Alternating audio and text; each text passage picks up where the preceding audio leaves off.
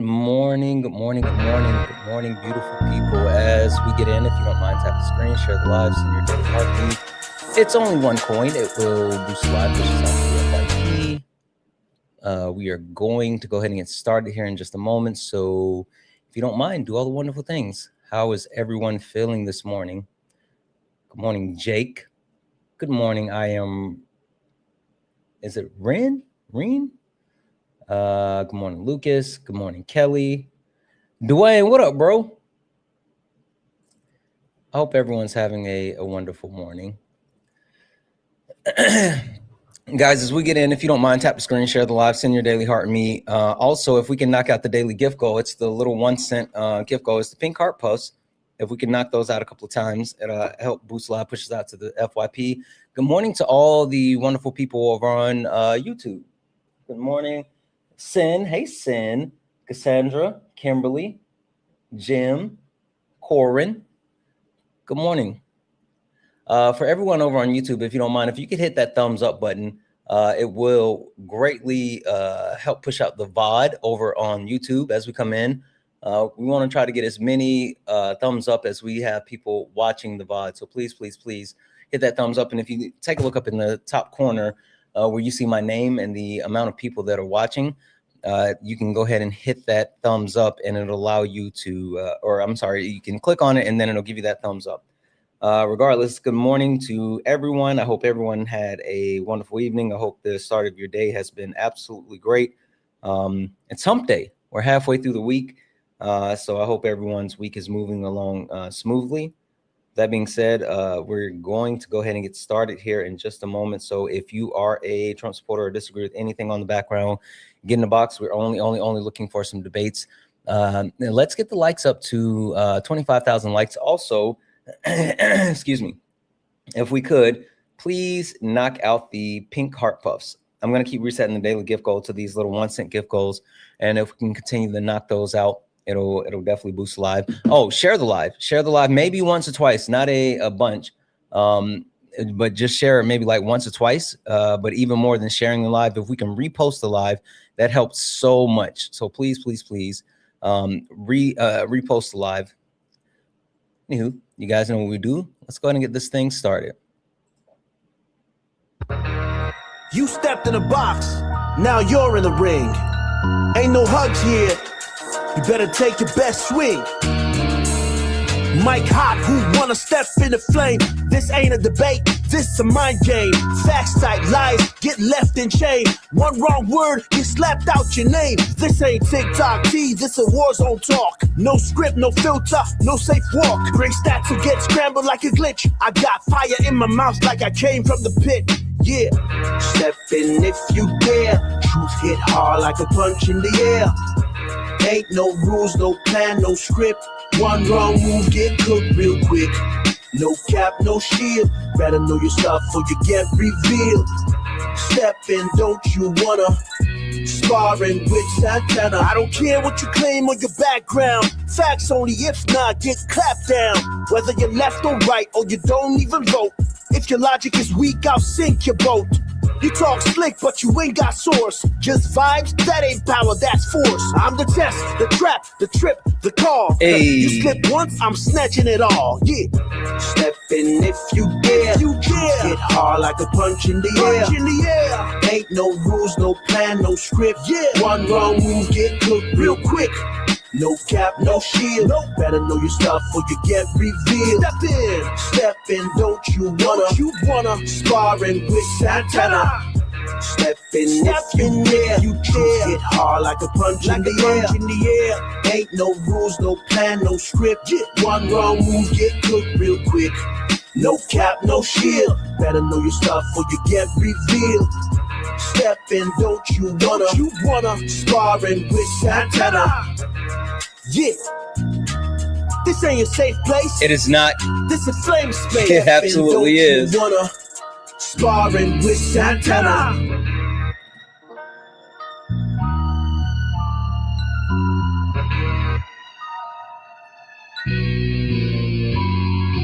Guys, welcome in, welcome in. This is Sparring with Santana, one-on-one debates with Trump supporters or anyone that disagrees with anything on the background. I am Santana. And guys, only request up if you are a Trump supporter or disagree with anything on the background. We are looking for some debates, and guys, we've caught different people lacking. America has been caught lacking for sure. And when I say lacking, I mean there is a lack of minds. With the Republican Party, they are mindless, moralist sheep. They're lacking any type of intelligence and any type of morals. They are literally just yes men, yes women. They immediately acquiesce to whatever their Mango Mussolini, their Mandarin Messiah, their Cheeto in Chief says. It's super interesting. And I'm not just talking about the individuals that claim to be MAGA Republicans, but I also mean the people that are currently in power, right? One interesting thing that's happening, and I don't know if you guys have seen this, but you know, Donald Trump has the whole ballroom that was supposed to be $300 billion, right? Hold on, no, $300 million, and then the ballroom went from 300 million to 400 million. And it was supposed to all be paid by, he said, private donors, right? I mean, that was the entire premise of having that ballroom. It was going to be done by private donors. But surprise, surprise, now the Republican senators, Republican lawmakers have earmarked $1 billion to go towards Donald Trump's ballroom. And they're saying that, oh, it's not about building the ballroom. It's about additional security upgrades. Additional security upgrades. I think that's super interesting that after saying that this was going to be paid for by donations and not by the American people, now they're coming to the American people and saying like, hey, we need $1 billion. That's strange. That's strange. Yeah, I did. I thought, yeah. Next. He said, why don't you have women up there? What are you talking about, Vince? What do you mean? Vince, I'm not exactly sure why you're concerned about. As a matter of fact, come up here, Vince. I sent you an invite. What do you mean? Yeah, so you're going to mention men not understanding consent, but you're not going to mention women whose sexual liberation movement, whose suffrage movement, whose actual political stances have led to 70 million aborted children in the United States of America. That's depleted our workforce, made us rely on mass immigration. Hey, Vince. Good morning. What? Good morning. You just walk into people's homes and like put your feet up on the coffee table without like even saying hi or, you know, anything? Just kind of. This isn't your home, dude. This is a live. So no, this live is my home. Regardless, Vince, I didn't care about, well, I don't care about why you were saying like the thing you're saying. I wanted to know, like, why are you worried about having women on my background? Like, what's the point? Well, the point is to be objective. If you're going to call out men, don't be a pander bro and actually cut things both ways. If you want to be an open and honest platform like you're seeming to present, then you need to include both sides, bro. Sure. Do you know who I am? No, I have no clue who you are. Okay. All right. Perfect. As a matter of fact, I'm going to do this because I want to go ahead and get this intro done. But I'm going to give you a little bit more information about myself because obviously you don't know who I am and you don't know what we do here. Because if you did, you wouldn't be saying, well, what about women? But regardless, give me 2 seconds. Yep. Give me 2 seconds. Oh, not him running. You fucking snowflake. You fucking snowflake. Listen, this is the issue. This is the issue. People like him are such fucking cowards and they're so worried about women. You heard him immediately start spamming the abortion point. Like, you guys want to blame women so bad for being pieces of shit. And you're such a coward that all you wanted to do was spam the shit that you had to say and then run. You're such a fucking coward. You're such a coward. That's why I'm calling men out specifically directly because of people like you, Vince, because of weak snowflakes, powder puff cowards like you. Ain't no fucking way. Ain't no fucking way he just did that. Why don't you have women up there? You know why? Because women know how to actually engage with a conversation. They know how to emotionally regulate, and they're not cowards like you. This guy MAGA 102 says, debate me, boy. No, actually, no. I refuse. Find somewhere else to be insignificant. How about that? Because one, that's not how I'd make a decision on who I want to debate. And two, no, I'm not interested. You're probably going to just come up here and slur. And for what? I'm actually on a bit of a hot streak. They haven't been able to just like come in and spam the slur. So I'm good. I'm good. You can just fuck off. Anyway, as we get in, guys, if you don't mind, tap the screen, share the live, send your daily heart me. It's only one coin. It will boost the live, push us out to the FYP.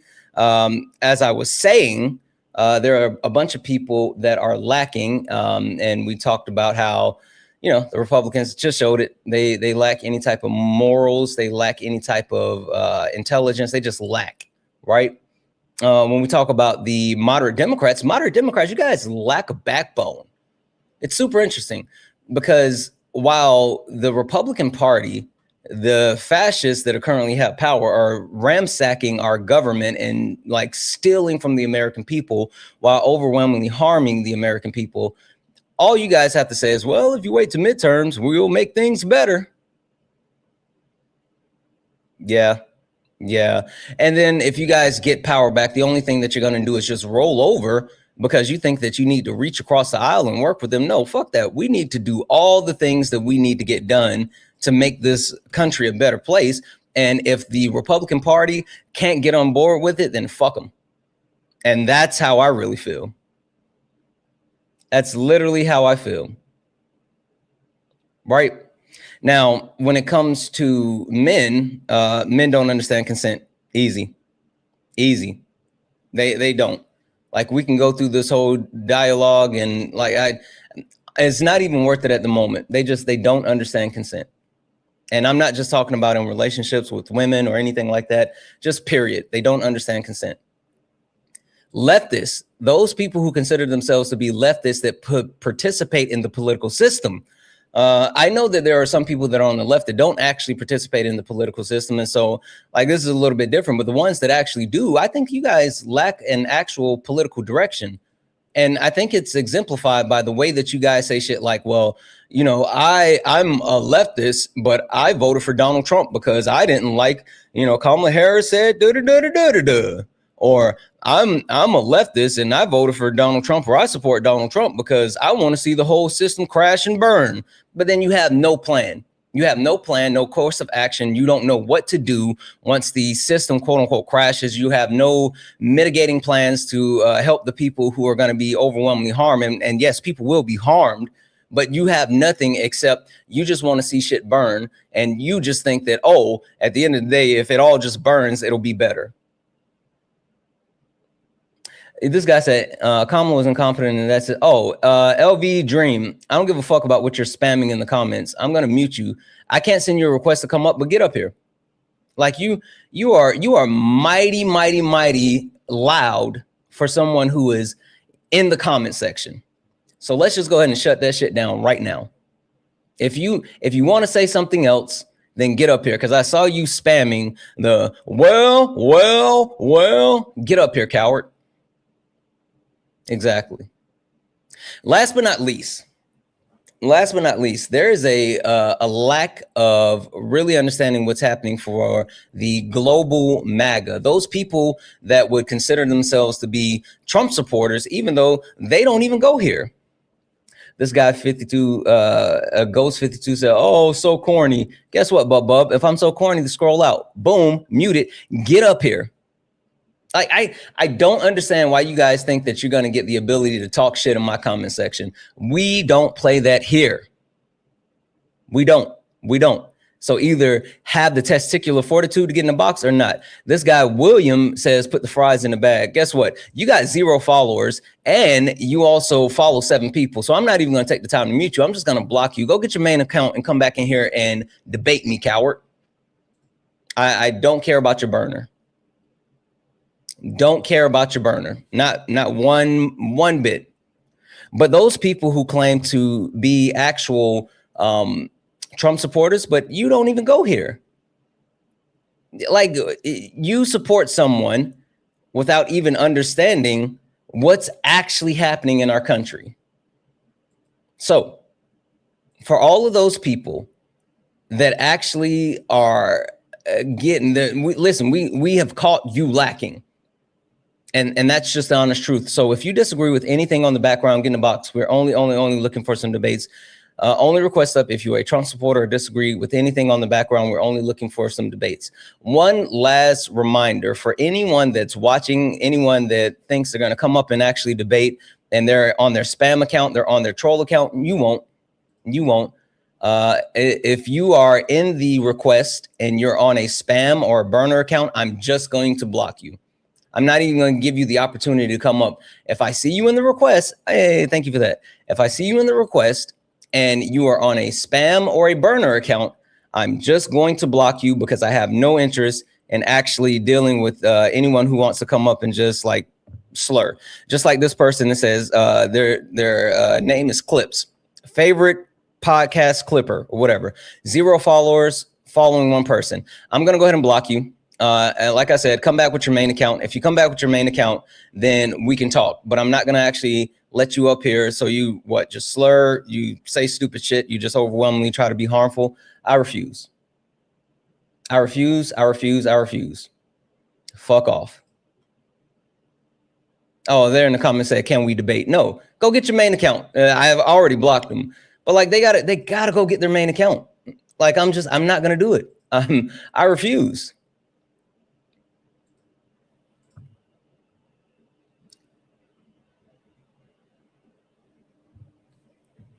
I don't know if this person's going to load.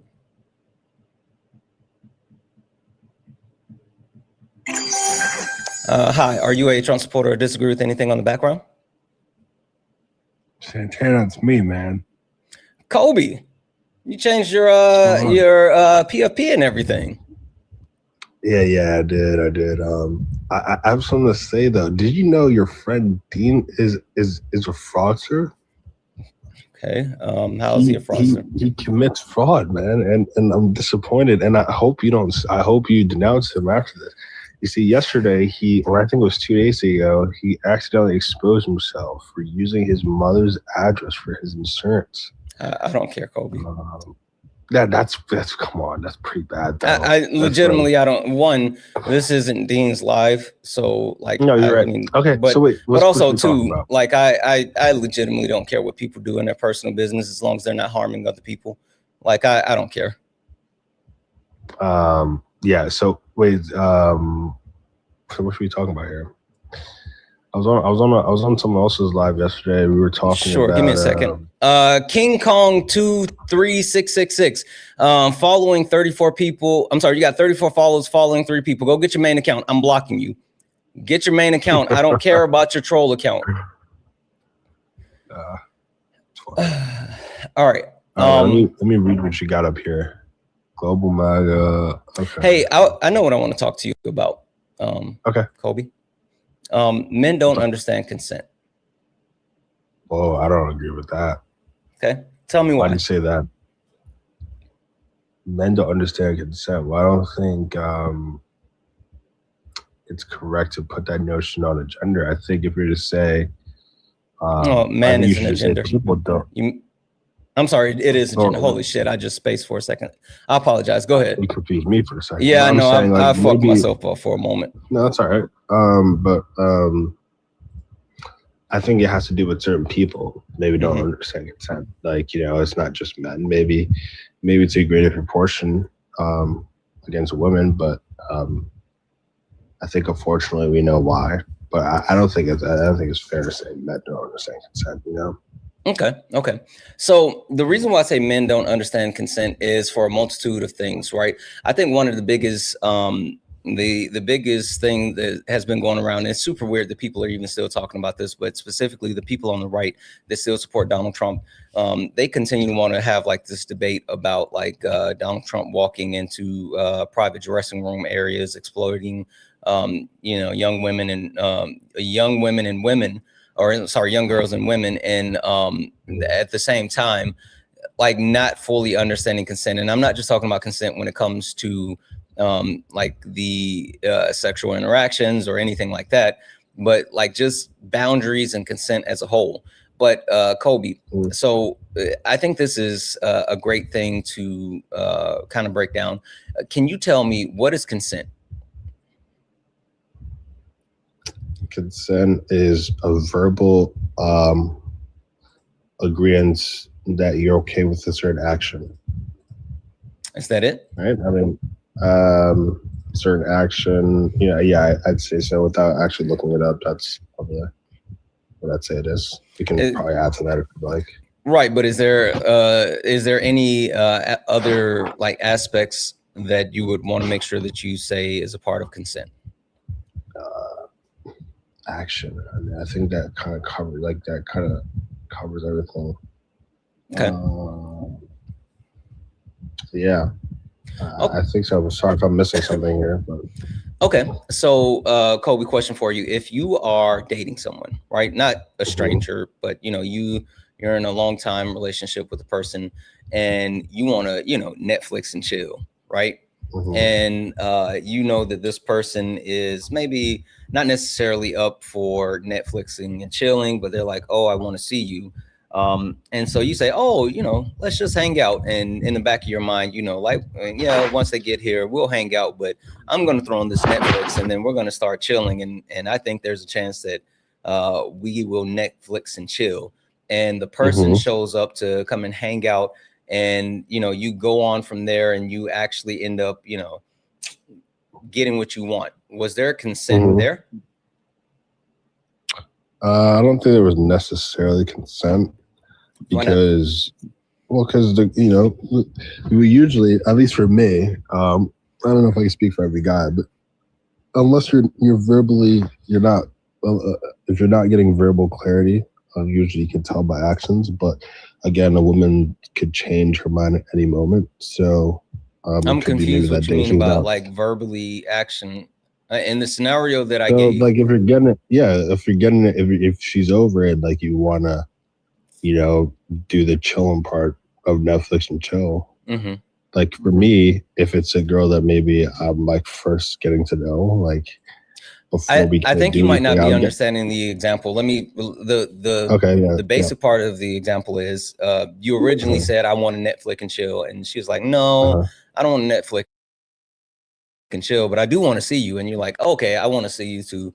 And then she comes over and you're like, all right, in the back of my head, I know like if we get to a certain position, then she'll say yes, right? And you guys start watching Netflix, and you get to the Netflix and chill part, and you're like, hey, let's and then she's like, yeah, okay. Do you think that was consent? Oh yeah. Okay. Why? Because she said yeah. Okay, because she said yes. All right. Yeah.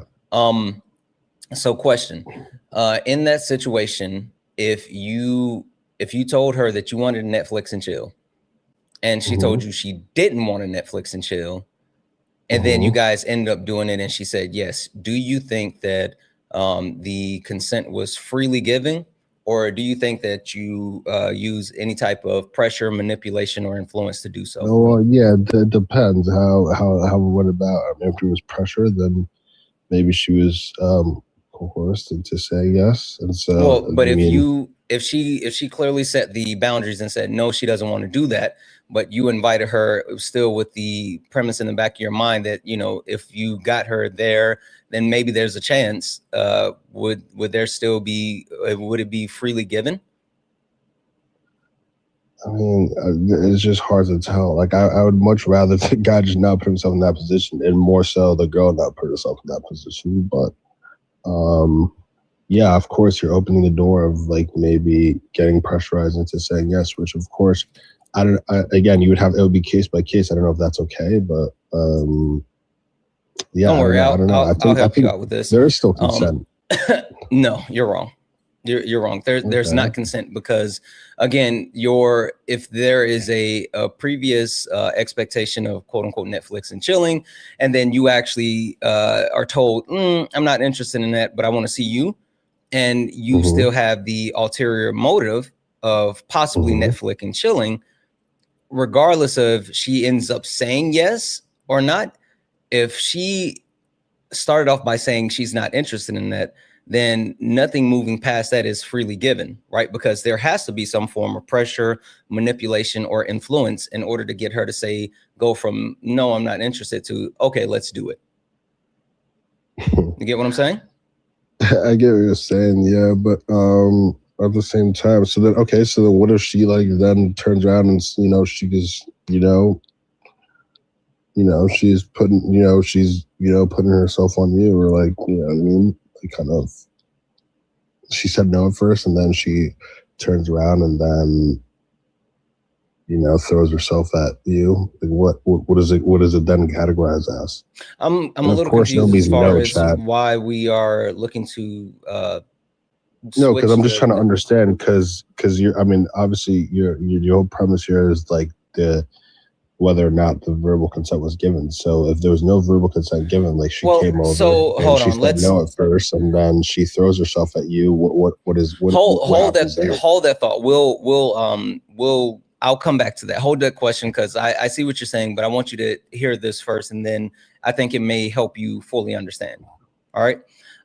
So we've already determined that if there was a previous no and there was any form of like changing the other person's mind, even if they say yes later, then that's a sense of not being freely given, right? I mean, freely given, sure, but I don't know if I agree with the notion that there was no consent given.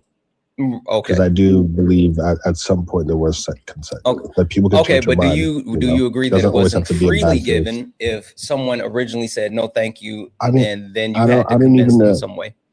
Sure, I don't even agree with the terminology freely given, because people can change their minds, and it could be through like good faith. Like she maybe could have thought, oh, okay, this guy's a nice guy, maybe I'm going to, Yeah. Again, I'm not sitting here. It doesn't have to be in like in a bad light. Right. I'm not going through the process of saying like, oh, maybe, or this.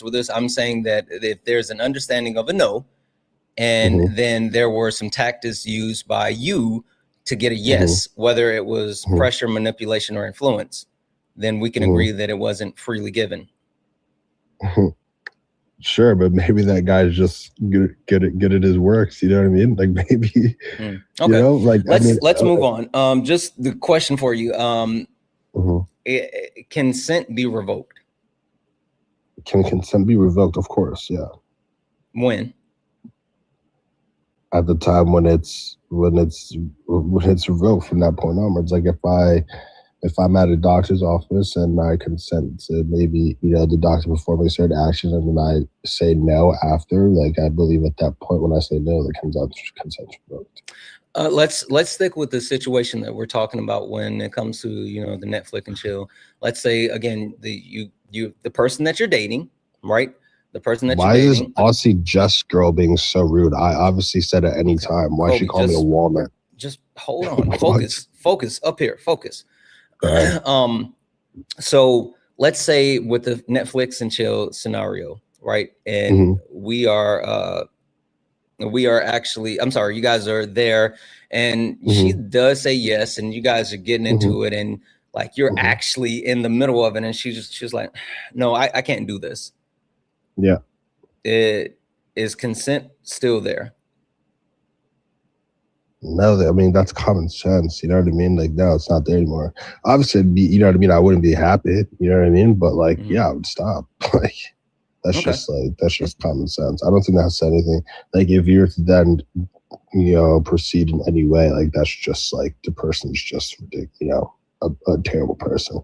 I don't think that has to do with like, and of course it can happen with both genders. It can happen with anyone. It doesn't really have to do with any association to a party or a gender or whatever the case may be.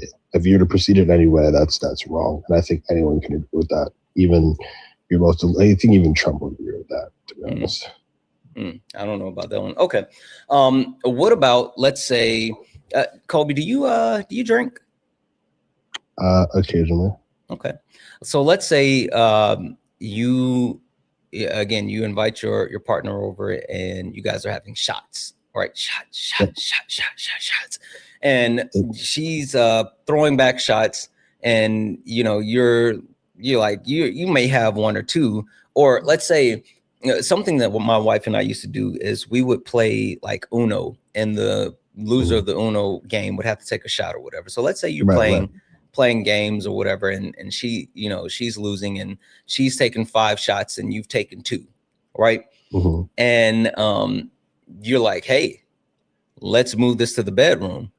And she's like, let's move this to the bedroom. It's like, yeah, let's move this to the bedroom. And she's like, okay. And then you get to the bedroom and you guys start, you know, you start kissing on her. And so you guys start making out and, you know, you have sex. Is consent present?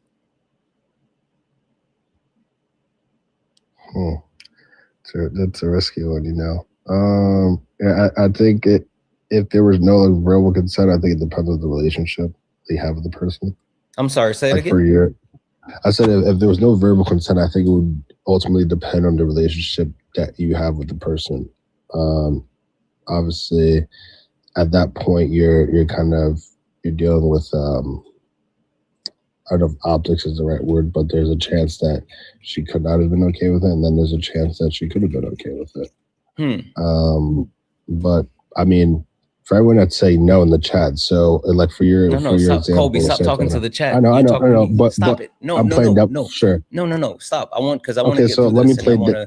Okay, no. Yeah. So let me play devil's advocate for your example there. Like if me and my girlfriend were you know, takes a couple shots and then she never said anything, you know, and we were to do the deed, and you know, I know that she would be comfortable with that. I think that obviously, like if she wasn't to be okay with it, I would expect her to say she's not okay with it. No, but again, I wouldn't perform any actions. Colby, in this situation, like again, you guys have both been drinking. There was never like a direct like, hey, let's have sex. You know, there was some hints. Yeah, and of course. And then you know, kiss her and you guys start making out and you have sex. Is there consent?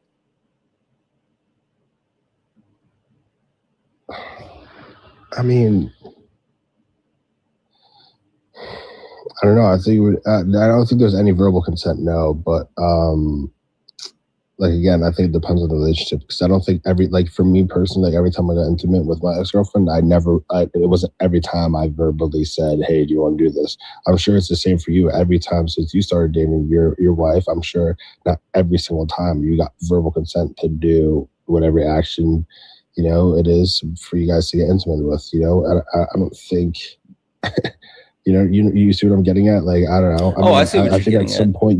I think at some point you really do need to get a feel for your partner. And again, that's where, you know, the sort of optics of relationship come in, you know, really knowing your partner, like knowing, I guess, like certain signals, like, you know, how she feels in certain scenarios, you know, and of course there could be an off chance where she doesn't feel okay with it. And then, you know, we can sit down and talk about it. And then I would say, hey, I would have liked if maybe you told me or stopped me. But I get we were, you know, feeling loose, but it's like, you have to let me know, because if she's throwing herself on me and, you know, I'm kind of reciprocating the same action, you know, I'm going to obviously assume that she's okay with, you know, us getting it on, you know, for lack of better words. So, okay. All right. Same scenario. Let's kind of figure this out, right? Let's say in that situation, let's say you do say like, hey, I'm trying to get you in the bedroom and make the bed rock, right?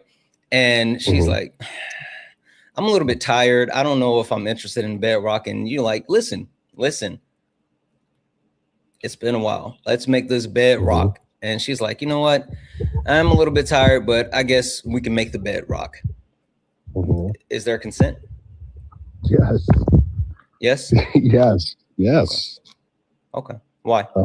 Yeah. Well, because she said, like, I mean, yeah, she gave the go ahead. I mean, again, I think it really depends on how, like, if you're getting a feel for your partner. Like, I think you need to get like reassurances, and if it really seems like she's not interested, then don't go through with it. Like, you need to, you know, you need to understand what's going on here. Yeah. You know? Okay. It's like, like I'm sure, like again, like like this for me at least, it happens like all the time. You know, like it's kind of like, I mean, I don't know. I don't know. For me personally, I think there's consent there. You know? Okay. Okay. Perfect. Okay. Cool. Last thing. Let's say, you listen, Kobe, we've all been young before, right? Right. And let's say you're like 19, right? Right. And feels like ages ago, but it was just 4 years ago for me. Right. And you have a girlfriend, and you guys are younger, and you haven't actually, gone all the way, but you guys have, did a lot of kissing, a lot of touching, right? And so she's clearly set the standard, and like, okay, you guys can kiss, you can touch, right?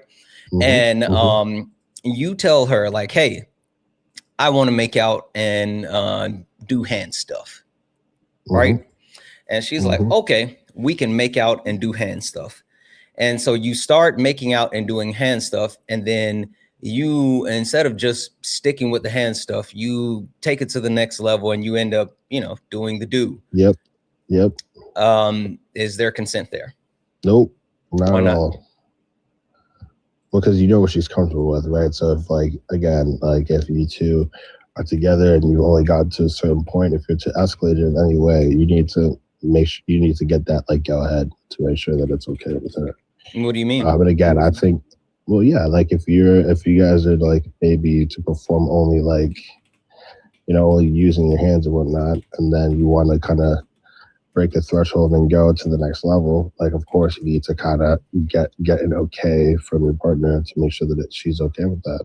And of course maybe like a little awkward, stopping it in the act, but I think it's very important to do that. Even if she initiates it, I think that you need to, at least for me, like I don't mean to get like weird, but that happened to me. Like, she, before we actually did it, I was like, are you sure you want to do this? And she was like, yeah. And then we went ahead and got it on, so that's again, I think any normal person should and would do that. Okay. All right, so let's talk about this, Kobe. What I just walked you through, it's actually called fries, and this is specifically something that outlines the actual method of consent. I think that you said a couple of different interesting things, but I want to really make sure that we drill down why I say that men don't understand consent. Because in order for consent to be present, these are factors that have to not only be met, but continuously met, right?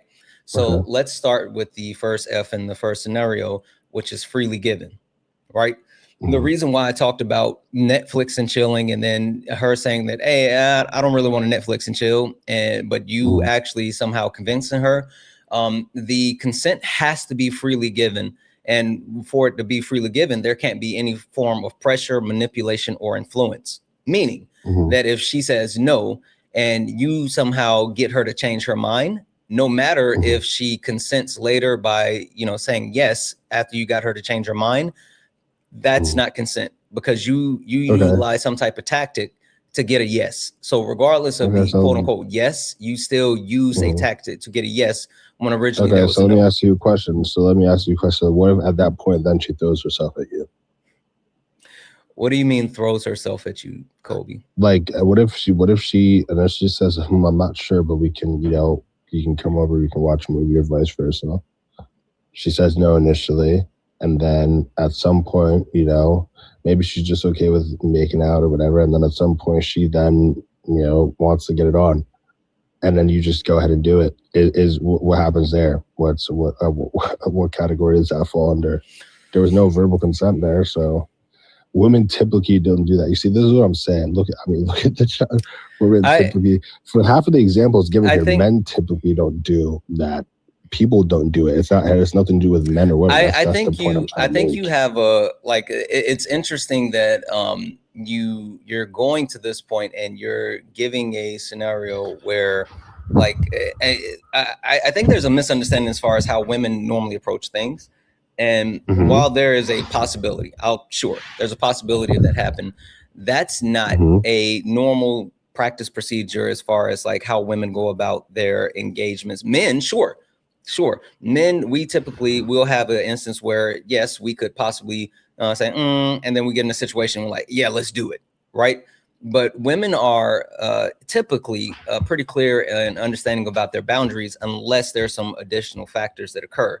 I don't want to be like hyperbolic and say in every single situation, this is what happens. But I think it's pretty safe to say, like, when it comes to a woman clearly drawing her boundaries and then being placed in a situation, they're not going to necessarily change their boundaries unless there's some form of coercion, whether it be like pressure or persistent, like overbearing pressure or whatever from the men that would get her to shift their position. So, I mean, I hear what you're saying in the sense of trying to play devil's advocate, but that's not a normal thing. And also, like, you know, doesn't really apply. Well, again, I mean, I think your whole the reason why you kind of take me through this fries method is not whether or not it's a normal thing to happen, is if the opportunity presented itself, what do you then do? No. The reason I'm taking through this fry method is to show you the flaw in the logic that men understand consent, because with given these situations and scenarios, you should be able to clearly articulate through the scenarios when consent would be present and when it would not. And I understand, like, you're trying to adjust the scenario. So then what's the answer to my proposition there? Is consent given there, yes or no? When a woman says no, let me finish what I'm saying. Let me finish what I'm saying, Colby. The point isn't to say, like, what happens if scenario changes or if there's additional factors that come in place. The thing that I'm trying to get you to understand is when consent is present and how that actually looks, right? And yes, I do understand that there's a couple of different like barriers that you can go through that would get additional consent if the situation changes. But I'm trying to really walk you through like the basic understanding and the basic level to get to the next level. And so if we're not getting through the basic level, I think adding these additional layers and saying like, okay, right, okay, fair enough. So gotcha. Okay. Freely given. That's the first part. The next part, reversible. You did say, yes, it could be consent could actually be revoked at any point. And I'm glad that you actually said that. Because yeah, there could be any time that a person says like, you know, nope, I'm good. And boom, consent is revoked. Right. The next point when talking about informed, right? We talked about like the fact that you guys were playing games, there were shots and there's no consent if the person doesn't have clear information and knows exactly knows exactly what they're agreeing to. And so if you are if they're inebriated, then there's no clear sign of consent while being inebriated because they're impaired. But even more than that, when in the scenario we're like, hey, you know, let's go to the bedroom, and then, you know, it just kind of escalates from there. You're not seeking consent because you never made sure that they were properly informed prior to what you're doing. So that's the missing piece there, right? Well, yeah, I mean, I think at that point it just comes to the man's judgment at that point, right? Like, wait, so you want to leave things up to men's judgment? No. Well, I think it's up to, because I think ultimately, in this scenario, so like for instance, like let's say your lady is your partner is a little too drunk and then she wants to go to the room. I think the man should make the judgment that it's not a good, you know, it's not a good idea to pursue with any sort of act in any way. Now, if you two are maybe on the same level and then she's like, let's go to the room, I think at that point you need to say, hey, you okay with doing this, blah, blah, especially if it's someone that you're just meeting. And then, of course, if it's like someone like your wife or like a long-term partner and you're like, hey, let's, you know, you guys just end up in the room, you know what I mean, and just get it on, and you two are like impaired. I think, like, of course, if you need to know your partner, you know, what she's okay with, and that just happens naturally, right? That just naturally occurs. Like I naturally know. I disagree. You can't take anything Santana, as just being. Hold on. I disagree. I disagree because you can't just take something as being just natural. I think that getting that actual consent is still important. You know, I've been with I find that very hard to believe that every time you've got it on with your wife, you've had verbal consent every single time. It doesn't. It's not. It's not a thing. You naturally get accustomed to your partner's what she likes, what she doesn't. That's a part of being a partner. That's why she's together with you, because she trusts you to make that judgment call. The point that I'm trying to get across is that having the idea that men have discernment, right, to be able to make those actual decisions, I completely disagree. Men are not men are not you know, typically able to pick up on like subliminal actions, keys, like reading between the lines just isn't the strong point for men. I know specifically for myself, I'm very plain. And for people, anyone who tries to like drop hints or tries to actually, you know, sugarcoat or say like you got to read between the lines to figure it out, I'm not good at that. So I am always seeking an understanding in every situation, not just only with my wife, but just in any and every situation. If I'm not sure, then I'm looking for verbal confirmation. And so the point being is that you sitting here saying that, you know, you could just know the situation, or you could walk through, or, you know, oh, like this is your partner, and your partner, you've learned your partner or whatever. Like, again, even in that scenario, consent is not present, because you need to actually verbally get that consent in order to ensure that it's there. I disagree with that notion. Again, I mean, of course, like I think I'm not denouncing the fact that consent should or should not be given. But what I am saying is that when you're with your partner, a part of being with your partner is building trust, right? And so as a woman and as a man, from both counterparts, you expect them to know like your likes and you know what you don't like.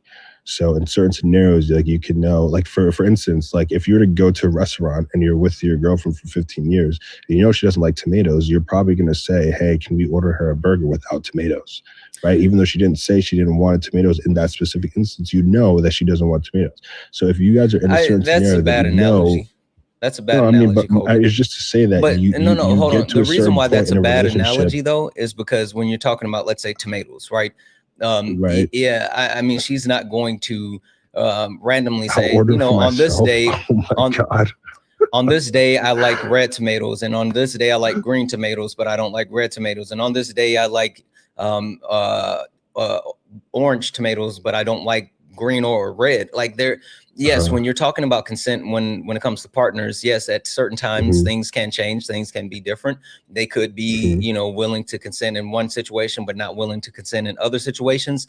And so like the point being is saying that it's something as simple as like, oh, I know my partner and I know my partner doesn't like tomatoes. That's not, you know, analogous, because when it comes to any type of relations, things can change. Things can, people can change, expectations can change, things can grow. Like, so like that's a bad analogy. I agree, but that was probably a terrible analogy. And again, I'm not drawing a direct equivalence to, you know, a bad thing happening to like you getting tomatoes on a burger. That's not what I'm saying. I'm just saying that to say, at a certain point, again, the reason why you're in for anyone that says that every single time you've got intimate with their counterpart, whether it just be kissing, because you study consent for that, whether it just be kissing, whether it just be whatever the case may be, or even to just touch your counterpart, you cannot tell me for a fact, and I will never believe it. I'm sorry, you can't tell me every single time, at every step of the way, you've been like, hey, is it okay for me to do this? That's not, you know, you take the pizzazz out of the whole act in and of itself. The whole point is like, you need to understand your partner. What I think you're missing, Kobe. Hold on, let me finish. No, because what you're saying is this. And if you're to do something unconventional, Kobe, then yes, of course. Kobe, stop. The reason why we're going through fries is to understand the entirety of the situation, because yes, consent can be layered depending on what's happening and where it goes from where. Layered. Okay, but what I'm saying is if you don't understand the complexity of everything, you can't just say, well, this is a one size fits all, or da da da da da da da. Like there's a multitude of layers. That's why I'm going through this entire model with you, because there's certain aspects of it where you could say like, oh, you know, it was freely given, but then while it was freely given, you actually didn't give specifics. and we didn't even get to Well, that part. so There could be I understand that. like a lack of enthusiastic. It wasn't enthusiastic, which we haven't even got to that. But you informed them what you were going to do, but they weren't enthusiastic. Like, you have to understand the complete entity of what consent is and how that looks. And so that's the point that I'm getting. So you sitting here saying like, oh, you know, and we just have to have this level of discernment. We just have to know our partners or blah, blah. Like, that's Which is not very how true. it works. That's not how it works. This is the flaw. No, this is the flaw in this specific. I get the whole fries thing that you're trying to walk with, but this is the flaw in this specific like example that you're giving. Because if you two are you know, let's say like a little bit, you know, tipsy, and you end up doing the deed without, you know, from no consent from each counterpart, and it's a long-standing relationship, and there was no like, you know, you should know whether or not like you should be able to tell. You should know. Kobe, like, that's the point that I'm making though is if people are impaired, if they're impaired, can they consent? Yes, no matter. But your example was no matter if they're in a relationship or not. If they're impaired, then how can they consent? What do you mean? I've consented multiple times when I've had a couple of drinks. Are you saying it's impossible to ask for consent when you're impaired? If you're impaired, are you making decisions that are freely of your own? So you're saying you've never got it on with someone. So you're saying you've never got it on with someone. I'm trying to get to an actual understanding, and I want you to understand what I'm saying. If there are substances that are in place, that are shifting your ability to clearly understand either what's happening, to make informed decisions, to be able to revoke consent, any of those things, then like there's no way consent can be present, because those actual substances can change the situation. But hold on, Kobe. So Kobe, just wait for a second. I'm going to say thank you to a couple of people, and then I'm going to let you talk to Ari about this. Just hold on, okay? Just wait, but can I respond to what you just said directly? So I just want to clarify something. Under your example there, so are you saying that every time each partner has a few drinks with them, they can't do anything? Is that what you're saying? Because there's no consent. I'm saying that there's no way that there could actually be. So I understand. You want me to answer your question? No, I understand. There's no way they can truly say yes or no. But I'm saying, so under your view, do you think that the partner, they shouldn't be able to stop talking? Let Santana talk, because you're pissing me off. Stop talking. Go ahead, Santana, because I want to address this. Kobe, just hold tight. I'm gonna say thank you, and then I'm gonna let you talk to Ari. I'm putting you on mute, Kobe. That's me. I'm gonna say thank you to a couple of people, and I'm gonna let you talk to Ari. And maybe Ari can do a better job than me at this. Give me a second. W's in chat for Sin for the $4.99 super chat to say low-key nervous about the infected crew situation, especially with who's currently in charge of health related responses. Yeah, I saw that, and that was something I'm going to end up talking about, but I know exactly what you're talking about. Sin. W's in chat for Sin. W's in chat for Tori for the $20 super chat to say, it's funny to me that these type of men want to hop up there and blame women because of AB or a feminist movement. Not all men. We were not incubators, sex toys, or punching bags. Learn to handle your emotions. Like, that's true. And that was for the first guy, because he was crazy. That was in chat for Sid for the $2 super chat to say the thing that you're missing is enthusiasm. Like, we couldn't get through the whole thing, Sid. Like, that's the whole point. Deb's in chat for Kira for the $9.99 super chat to say, dude is so gross, and this is the reason why we choose the bear. Deb's in the chat for Cicada, who sent a $5 super chat to say, a message is too long. Pasting below. I'd have to go take a look at the message. W's in chat for Sid for the $2 super chat to say like one more time. W's in chat for Kara for the $4.99 super chat to say you stop and make sure she's okay with it. It's not that difficult to navigate. Completely true. W's in chat for Tess for the $10 super chat to say while Fry's method is great, I want to bring up the Chris method Ari brought up a few weeks ago that's similar but updated. Also, good morning. Good morning as well. Yes, I had both of them up there as well. I wanted to take Kobe through this, and then we were going to go through that as well, but absolutely 100% facts. W's in the chat for Jasmine for the $5 donation, saying, I've been feeling so bad about myself today, but your lives are getting me through it. I hope this blesses you. Jasmine, I genuinely hope that you have a good day. Sometimes it's a little bit rough and we can be hard on ourselves.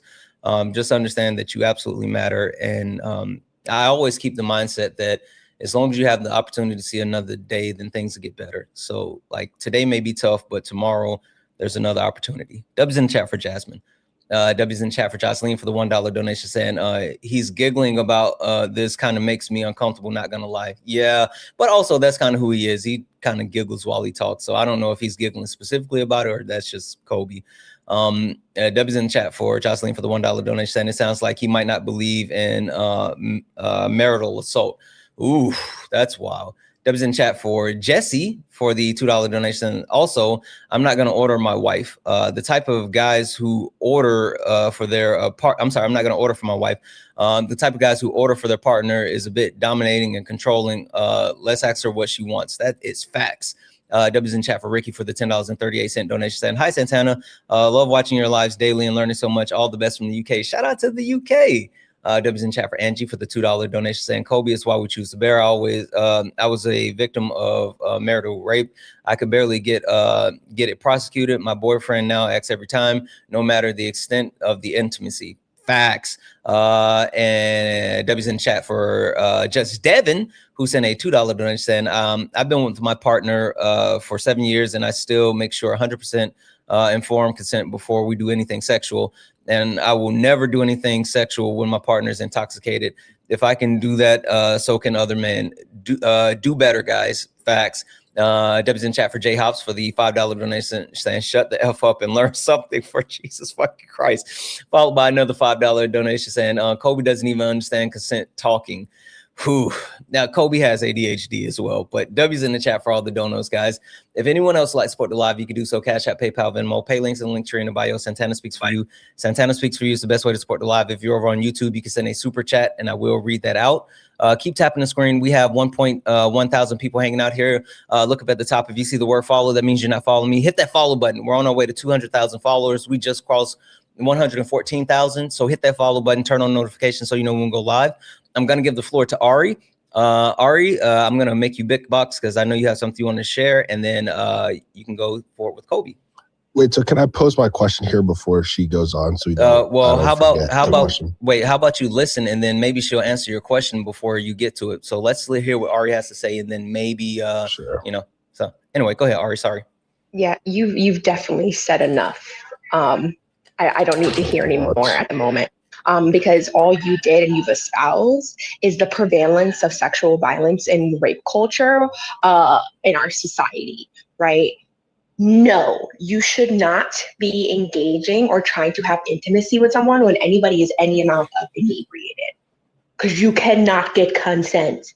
That's the whole point, right? And this study, which actually was just published last month, this is a very new study.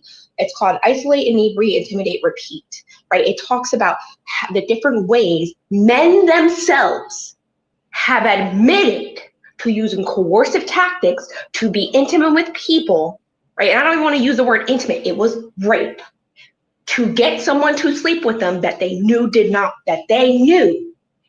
want to sleep with them. That is sexual assault. That is rape. And everyone has this illusion that rape looks like forcing someone up against a wall and pinning them down. That's not normally how rape happens. The actual more normative structure is through using a language, lying, manipulation, also intoxication, right? To soften her up so she's more likely to say yes. That is rape. Okay, I understand what you're saying. So first of all, to say that I'm sort of adding to this whole like sexual grape culture, whatnot, I think that's very disrespectful, and you're clearly misrepresenting who I am as a person. So I would like to first of all say that's completely wrong. I don't support that anyway, and I've tried to be as honest. You just said that you can have sex while you're having drinks in you. So the answer is no. Let me ask you. Also, wait 1 second, Kobe. One second. You do understand that a perpetuation of rape culture does not just look like saying that, oh, grab women by the P word or whatever. There's no, multiple. I understand that. It could be right. it could be even in disguised in the most innocent way possible. Right, but also looking to justify certain things that is clearly. No, I'm not. I'm just trying to get clarity. I'm not justifying anything. So that's why I want to ask my question. Kobe, can I finish my sentence though? Okay. The point that I'm trying to get across is that perpetuating rape culture is not just about one single thing. There's a multitude of things that actually perpetuate rape culture, whether it's someone that looks to justify things, whether it's someone that looks to just openly deny things, whether it's someone who has like willfully ignorant. Like there's a multitude of ways that you actually perpetuate rape culture. And that's the call out that Ari has. Anyway, I'm sorry. Okay. I'll let you and Ari finish. I mean, I thought she was being completely disingenuous there because I believe what was it, the R portion of fries? Like we were clearly on the same page with that. So I don't understand how. Bro, spell a disingenuous. Okay. Anyway, so my question to you two is, so you're saying basically any act between any couple or any partners, when there's any sort of intoxication to your system or any sort of disimpairment or whatever the case may be is wrong under your view? Yes, this should not be normalized. So what you're saying? Listen. Hold on. Let me finish. You asked me a question. I wish to answer. But Kobe, you asked a question. It wasn't a yes or no question. But you asked a question. Go ahead, Ari. That's ridiculous. Yeah, because this is silly. Like just because people are doing it now, it is silly. Just because people are doing it now doesn't mean it's okay. Like I understand people are like you said, I've been intoxicated and I've engaged in this. You shouldn't. That's the whole point. In our current society, rape culture is very rampant, right? And people being intoxicated, engaging in these acts disregards consent. And this is why rape amongst individuals is so rampant in our society.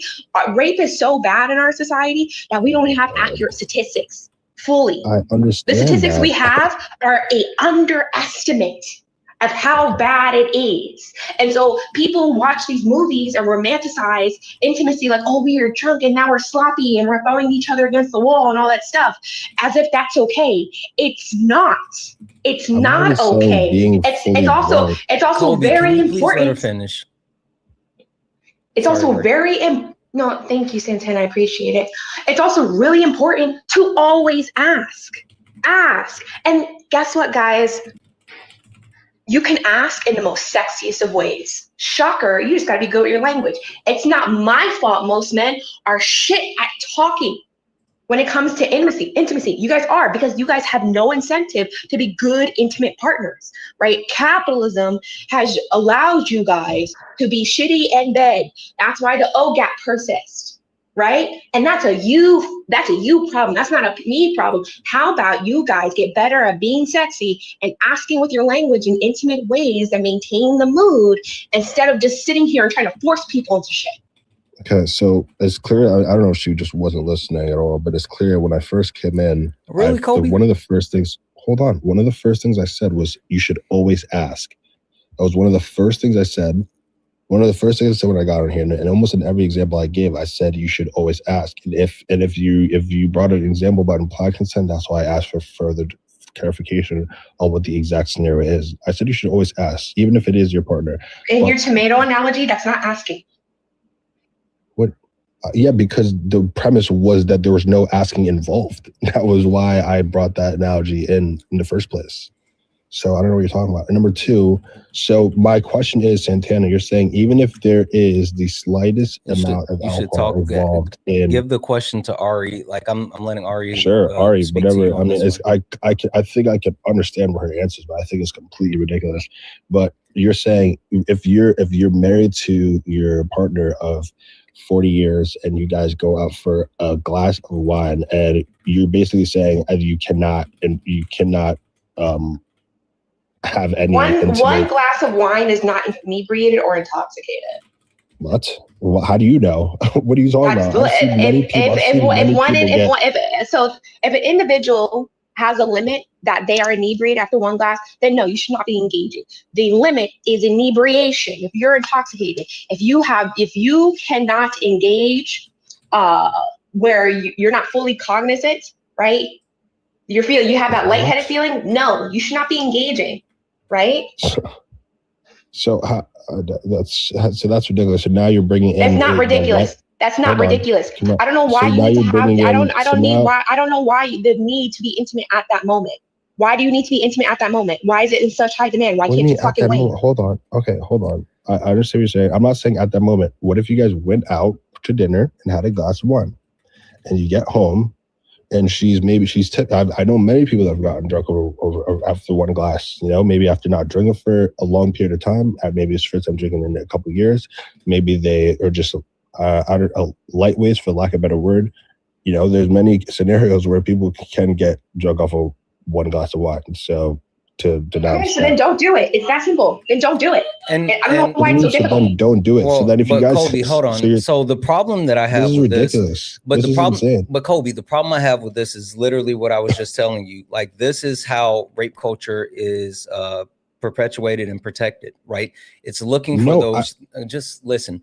It's looking for those justifications. It's looking for those gray areas. It's trying to say like, well, you know, this may be a little bit shaky, or maybe we can kind of do this or whatever. Like, looking for those margins to look for justification. That's how grape culture is perpetuated. No, that's, so you might not evil. That's evil. That's just evil. You're just an evil person. If you're literally doing that right now, Colby. You're literally doing that. Do you think that you're evil? No, I'm not doing that. If you're purposely getting your counterpart, no. You're just misrepresenting my point. You're not listening, Colby. Just stop for a second. You're being really defensive, and instead of being defensive, just listen.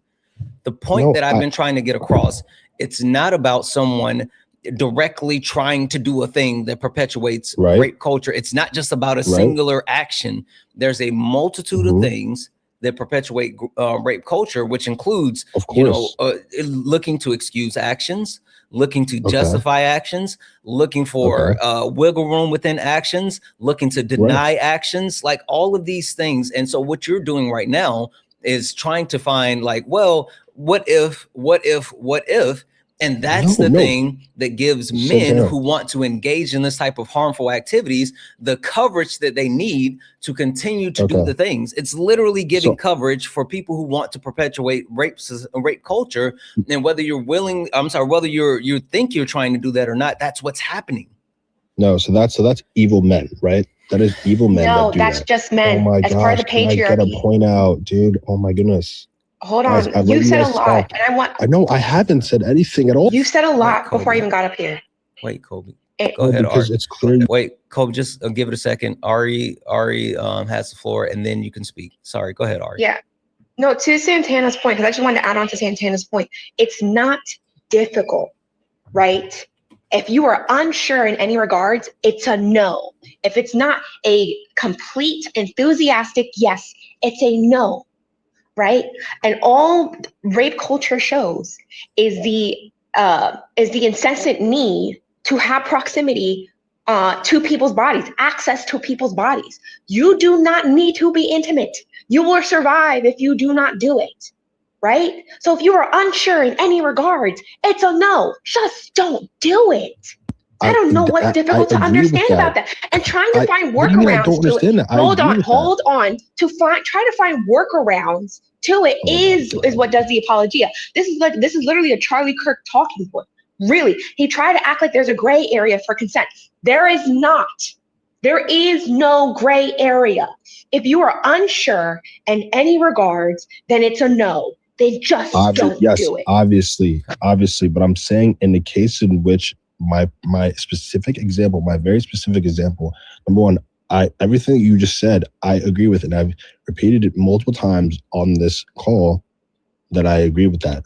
But in the case where you are with a partner of over 25 years and you guys go out for just a simple glass, you're basically like, we shouldn't victimize now being able to like have a nice glass over dinner, like let's say Valentine's Day, have a nice glass and then go home and get intimate. There's nothing wrong with that. But that's not what anyone's saying, Colby. That's what I'm saying. You're saying if you're impaired in any way, shape, or form. We said that's exactly. There's a difference between having a glass and having a drink and actually being impaired. Like even by the standard of the law. Obviously, if you're blacked out, you should not. That's what I said. 1 second.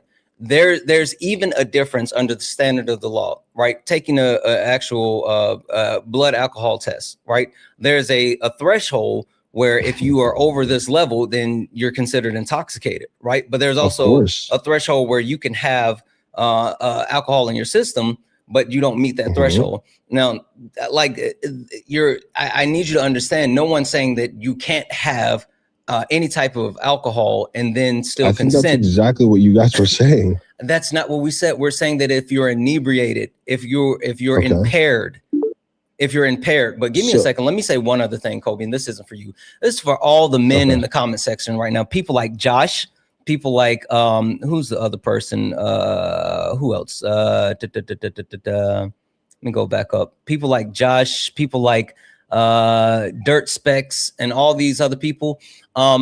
If you got a problem with the way that I'm running the live, then you got two options. One, you can get up here and you can get in the box, or two, you can fuck off.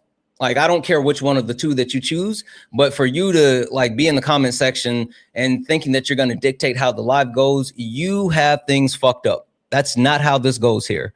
So if you have an issue with the conversation or what's being said or how we are handling the conversation, then get up here and stand on business. But I don't care what you have to say from the comments, and I will kindly escort you to the door, or you can hate from outside the club. I don't give a fuck which one. Seriously, I don't give a fuck which one. Anyway, go ahead, Cole. Okay. Sorry. So, let me try and gather my thoughts here again. So, my point is, number one, this all kind of stemmed off of, first off, I'm going to just say my 3 points here, and then if you guys disagree with any of them, then I guess we can go from there. Number one, I completely disagree with the notion that every time you should ask your partner for consent. Now, what I mean by that is every time that you, let's say, kiss your counterpart, you're not going to ask her. You're a predator. You're a predator then. Oh my gosh, dude. You're just, I'm going to call a spade spade. You're a predator then. And which I think so. All right, let's give him a second to get to the three, because I want to hear the three. Go ahead. So your first point is not every time. Yeah, it's not every time that you kiss your girlfriend that you're going to ask her, is it okay if I kiss you, right? It's not every time that maybe you give her a hug, you're not going to ask her, is it okay if I hug you, right? Okay. And what's your second point? So am I a predator for saying that, Ari? I just want to make sure. No, you absolutely are. Stop.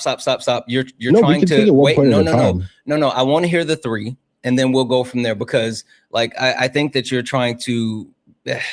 I want to hear your three. Go ahead with the next two. Okay, if it's okay, I can say the other two, but I would like to take it one point at a time, just so that we don't get sidetracked. You know. Okay, that's fine. Give me 1 second. So I'm so sorry. I'm so sorry. Give me a second here. Let's see here. You can just go work when you get a chance. Respond. Oh, I can't do it now, but I'm gonna. This person, Sasha's here. Sasha is the person that I actually tagged in one of my videos and said, come and debate me. Sasha, get up here. Sasha. Why? Wait. I'm sorry. I'm so sorry, guys. I'm so sorry. I have to actually take a moment away and call out the fact that the people that I am sitting here saying like, oh, get up here and defend your position. This is Sasha's position. Give me 2 seconds, guys. We're going to derail because I really want to do this. Let's see here. If you call me a colonizer, I'm going to make you fucking cry. And I'm not going to feel bad about it, okay? It's not my fault that my ancestors were better at fighting than yours. Okay? It's not my fault your ancestors were so bad at fighting they got fucking colonized. Maybe your ancestors should have fucking fought better. Maybe your ancestors should have been better at fighting. But no, they fucking sucked at fighting, and that's why we won. Not my fault. Who is that? Maybe your ancestors were just weak little bitches. That's Sasha. Bro, Your ancestors didn't wash their ass. Hold on. That's Sasha. She's in the comment section. For everyone who went and watched the video that's on my main page, it's pinned on my page. I called out a shit ton of these quote unquote MAGA influencers that have these stupid ass fucking takes. And that was Sasha's take. And Sasha's take is filled with all of this. And Sasha said that she's going to make people cry. And Sasha, come make me cry. I'm waiting. And Sasha, if you didn't fully watch the video, I made the point, and Ari just said it. Yeah, it wasn't about your ancestors being good at fighting. It was bio warfare. It's not that you guys were good at fighting. You guys were just disgusting. Your ancestors didn't properly wash their ass, and the reason why in Europe at the time it was so prevalent for men to wear high heels is because there used to be so much shit on the ground. They didn't just want to walk through the shit. That's why they had high heels. That's literally the reason why they had high heels. Get up here, Sasha. Yeah. I didn't think she would. Yeah. Anywho, we just completely went off the rails. Go ahead with your other. No, that's completely okay. I mean, that lady was insane. Don't know who that was. I would have been. Oh, there's way more. There's way more. You guys should watch the video. The people that I tagged in the video are fucking horrible. That howdy partner, they are fucking horrible, and I want a fade with all of them. Okay. Now, Santana, you talked to me on multiple occasions. You know me well enough to the point where it's clear that, like, I always want to understand the other side, right? Like, I'm not this, like, sort of one, like, I'm not just, like, I don't have a concrete mind. I'm always willing to listen, but I will try and understand your point to the best of my ability. And I also hate when people misrepresent who I am as a person, right? Like, of course, I may not be intentionally doing it. If you're trying to maybe bring something to my attention that is, maybe in my speech, or if I'm like maybe approving of a certain action just without even knowing it, I'm happy for you to bring it to my nod. But in this case where you're saying that, or are you saying that I'm like, I forgot what terminology she used, but basically like or not victimized, but like made me seem like a bad person for saying that. I just simply don't believe that every time you hug or kiss your counterpart, every single time you ask for verbal consent. I don't believe that. What I believe is at a certain point in a relationship, like, of course, there are points where you can overstep, right? There are points where, like, maybe you can say, oh, I thought that this was okay. And then I think at that point, you need to sit down with your partner and get and speak to each other and communicate and understand, you know, what you guys should do to prevent those actions from happening. But I do not believe that in every sort of intimate action with your counterpart that you should be asking for verbal consent. You should know, you should, number one, I think that's also a judgment that you should make, both for men and women, because we can agree that this can happen to both men and women. I think it's a judgment that you should make at the start of a relationship to and know that you can trust your of course, things can happen. I'm not saying things can happen. Give me a second. We got to land this plane. Also, just for everyone in the comment section saying that it's glitching, it has to be TikTok. I'm not seeing a glitch on my side.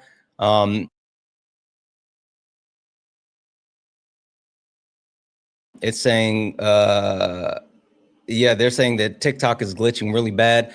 I don't see a glitch in a multitude of places. Right. So I'm not sure, like maybe it was just TikTok, but nothing froze on my side. Up here on the panel, like I have my backup account and I've been watching the screen through my backup account. So I think it was just an issue with TikTok at the moment. But Kobe, I want to land this plane because I thank you for the DJ wave. I think there's an issue of believing that like no one's sitting here trying to say like, oh, Kobe, you're just the worst person in the world or something like that. Well, it sounded like Ari was saying that, yeah. The premise of like pushing back on the understanding, because the reason why I'm talking about this is because of this person right here, right? The Ari is the reason, the literal reason why I'm having this conversation to directly go at the heart of rape culture. Right. And the issue of men understanding consent. And so Ari has been so kind of like I've heard Ari talk about this, and this is why I defer to Ari on this topic. But it made me want to dig more and find more and learn more. But even more so, it made me want to have these conversations with men. And the point that you're at, where, yes, you are saying that you're trying to have this conversation, like we're clearly telling you the women are openly sharing the fact that these are the things that's happening. Yes. Well, I don't think you think that because like you've been talking over Ari like a good portion of the time, Kobe. No, because she's been misrepresenting me. No, Like no, no, no, I no, just no, no, don't. no, no, no, no, no. She She said stuff that make you feel uncomfortable because you don't like to think of yourself that way. But the things that you are literally saying, Ari doesn't actually know you. Ari only knows what you presented to her on this panel in this conversation, and the thing she's saying is based off of the things that you said, right? That she doesn't personally know you. Maybe she. Right. Well, well, okay. It very well could be. It very well could be. But it could also be that she misheard some of my points. That I just want to say this. I think it's time. There's been clarifying like questions and answers. The point that we're trying to get across, Kobe, and I want to. Sure, I'll let you finish. I need you to really land that plane, but I want to make sure that we give Ari the floor as well. But the point that I really want to get to is that what you're doing is running coverage for rape culture, whether you see it or not. We're letting you know that you're literally running coverage for rape culture, and this is how it's perpetuated. That's the point. Okay. All right. So I'll get to that. But my point is about like not having to ask for consent for like a hug or a kiss every single time. Is I think as you get along in a relationship, I think certain boundaries begin to drop, right? Like I think at a certain point, like you stop, like of course, like when you first meet a girl, right, and you're first talking to her, at least for me, like when I first started talking to my ex, we broke up because of long distance, but when I first started talking to her, when I first met her, of course, yeah, I asked her, is it okay if I hug you, you know, like, you know, when we first made out, I was like, you know, do you want to do this? You know, like each step of the way, I began to ask that, and until it became, I don't want to use normal because that's not.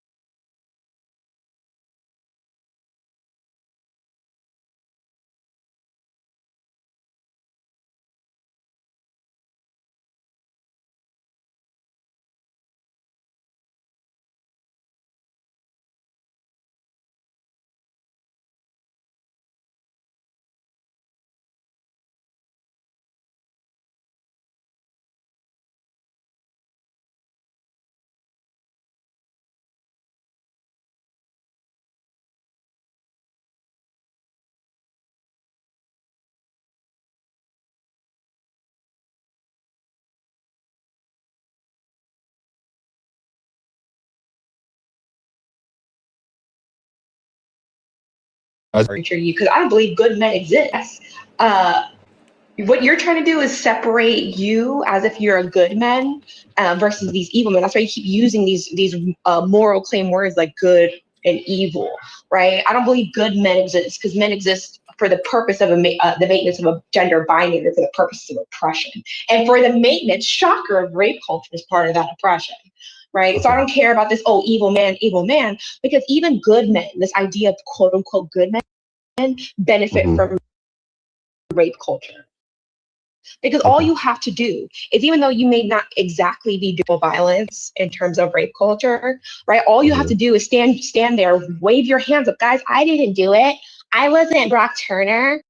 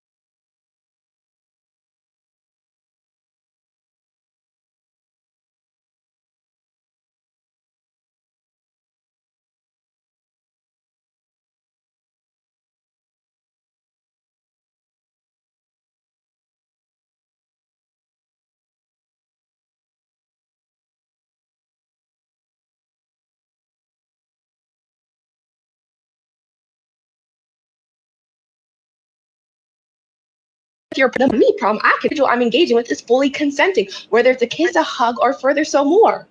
Okay, so that's where you're misrepresenting me again. Like I said, every time when I was with my partner, I asked her for consent until she told me it was okay for me not to ask anymore. Listen, I don't care about your partner. I don't care about your partner. I care about what you said. You said that you at a certain extent in your relationship, you don't have to ask. And I'm saying you do.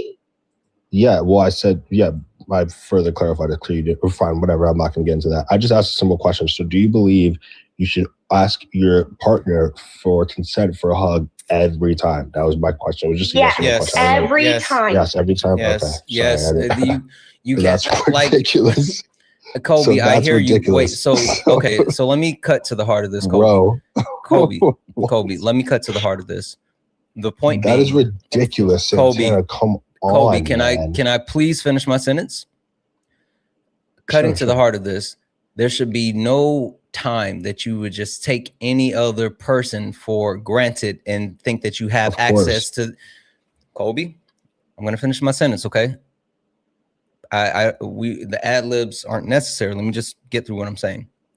There should be no point in where you ever think that you have access to a person, regardless of your proximity to the person and regardless of the situation.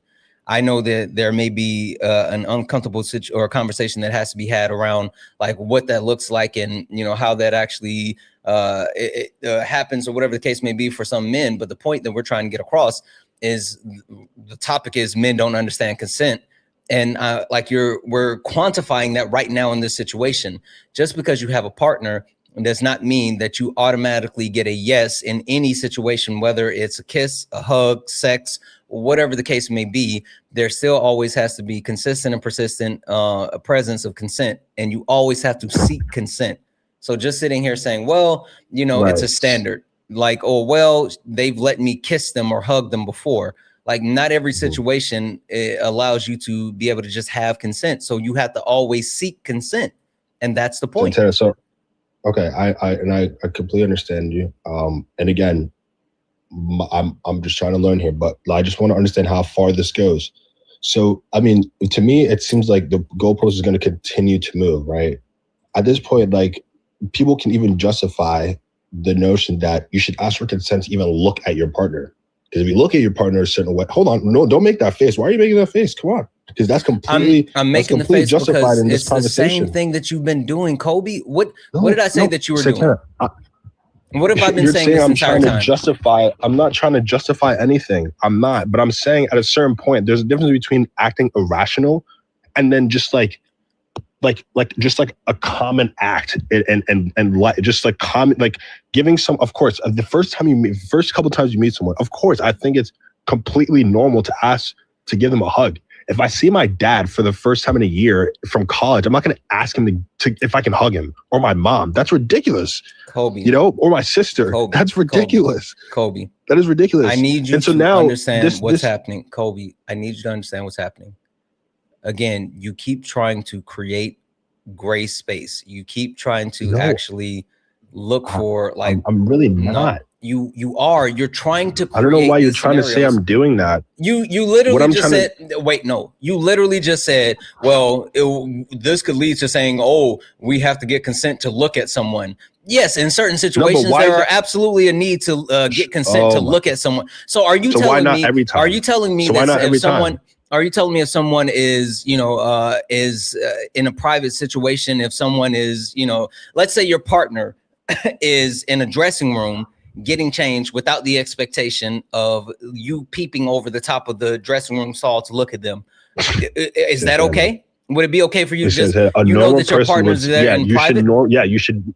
A normal person that thinks rationally would obviously ask their partner if it's okay if I can come into the dressing room. But you're listen, this is the type of gray, like the gray area that you're trying to create, which again. No, the gray area is irrational men and rational men. That's the point I'm trying to bring to you. And wait, do you think you're rational or irrational, Kobe? That's what I'm trying to understand, because under your view, right now, where do you think that you fall? It's irrational. I'm irrational for asking, not asking Kobe, my mom for a hug. Kobe, answer the question. Do you think that you fall within the realm of rational or irrational?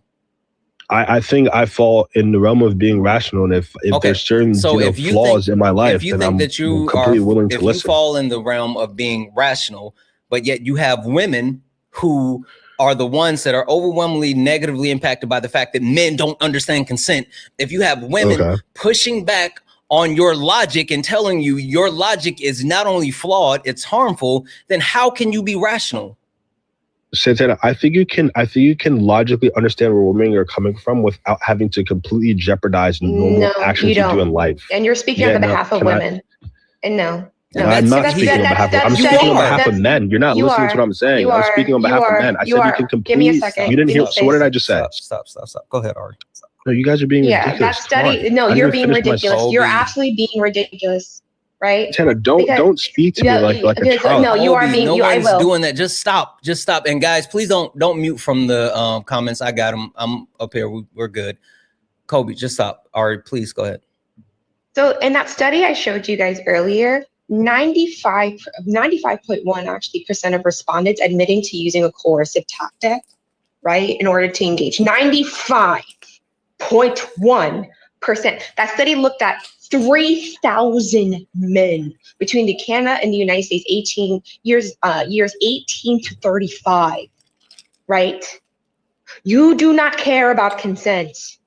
Right? You guys do not care about using coercive tactics because men admitted in that study themselves, it was self-admitted that they use coercive tactics such as lying and manipulation in order to get proximity to people. So let's not act like this is not a Sorry. Let's not act like this isn't a pervasive issue, right? It is, right? And as you try to do a slippery slope fallacy, all right, with people can't look at you, right? If someone says, right, they don't want to hold proximity to you, which that would be akin to looking, right? I don't want to share space with you, then they're entitled to that. And they can walk away or you can walk away, right? And someone says, get the fuck out my house, then that needs to be the fuck knowledge. And that's where it gets to not looking. So even with that, yes, it should be validated. Get the fuck out my house when I say get the fuck out my house. Yeah, right? Yeah, obviously. Yeah. And that should be respected. So no, it's still not a slippery slope. Anything you're saying is cocky duty to me because all you are trying to do is apologia. Yes, you should ask your parents too because your parents are people, right? Your parents are people with bodily autonomy and integrity, and their body should also be respected. For me as a teacher, I teach down to my students, right? My students, I pray for your students. Shut the fuck up. Because all you're doing is rape apologies. I don't even care about anything you have to say. Anything you say has no moral standing to me because your morals are fucking trash, okay? Even with my students, they're freaking preschooler, right? And I teach teachers. I go into multiple preschool classrooms all the time trying to support other preschool teachers to be the best preschool teachers to be. The kids always run up to me when they see me because they're excited. And I stop them. I'm like, hey, hold on. Did you ask me? And then they ask me, hey, Miss Ari, can I have a hug or a high five? And I will tell them yes or no, so that they learn that they're not entitled to even my body as an educator, as a teacher.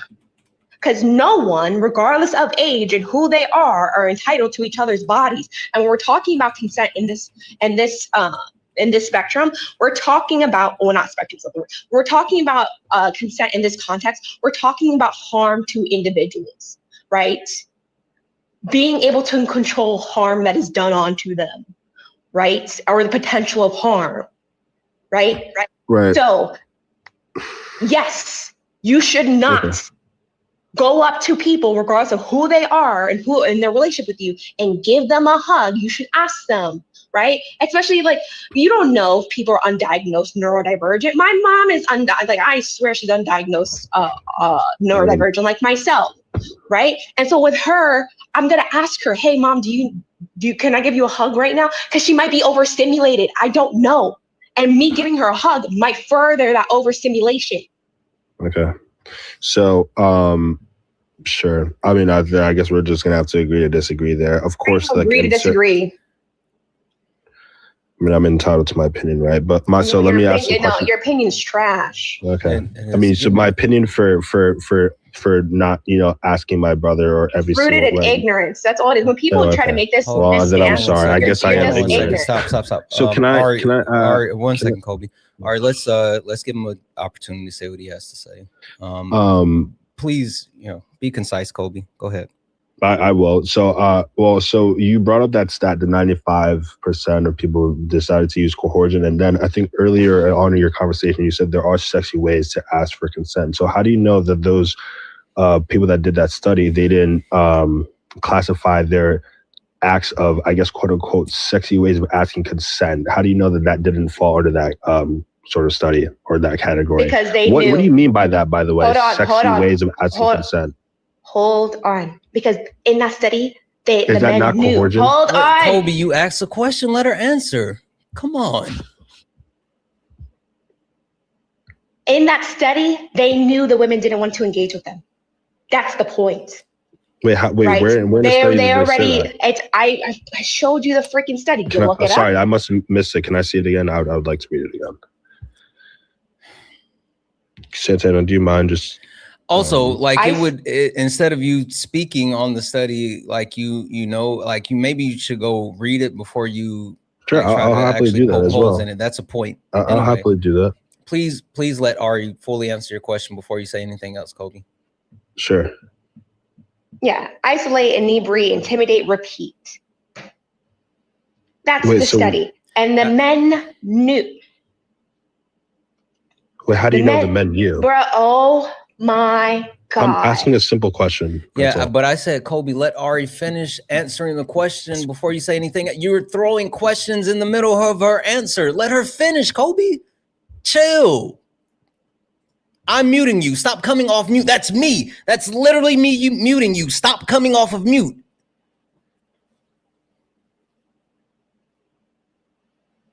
It's a self-admitted. It's a self-admitted survey. The men admitted it themselves. This is no one's recounting of the story other than the men themselves.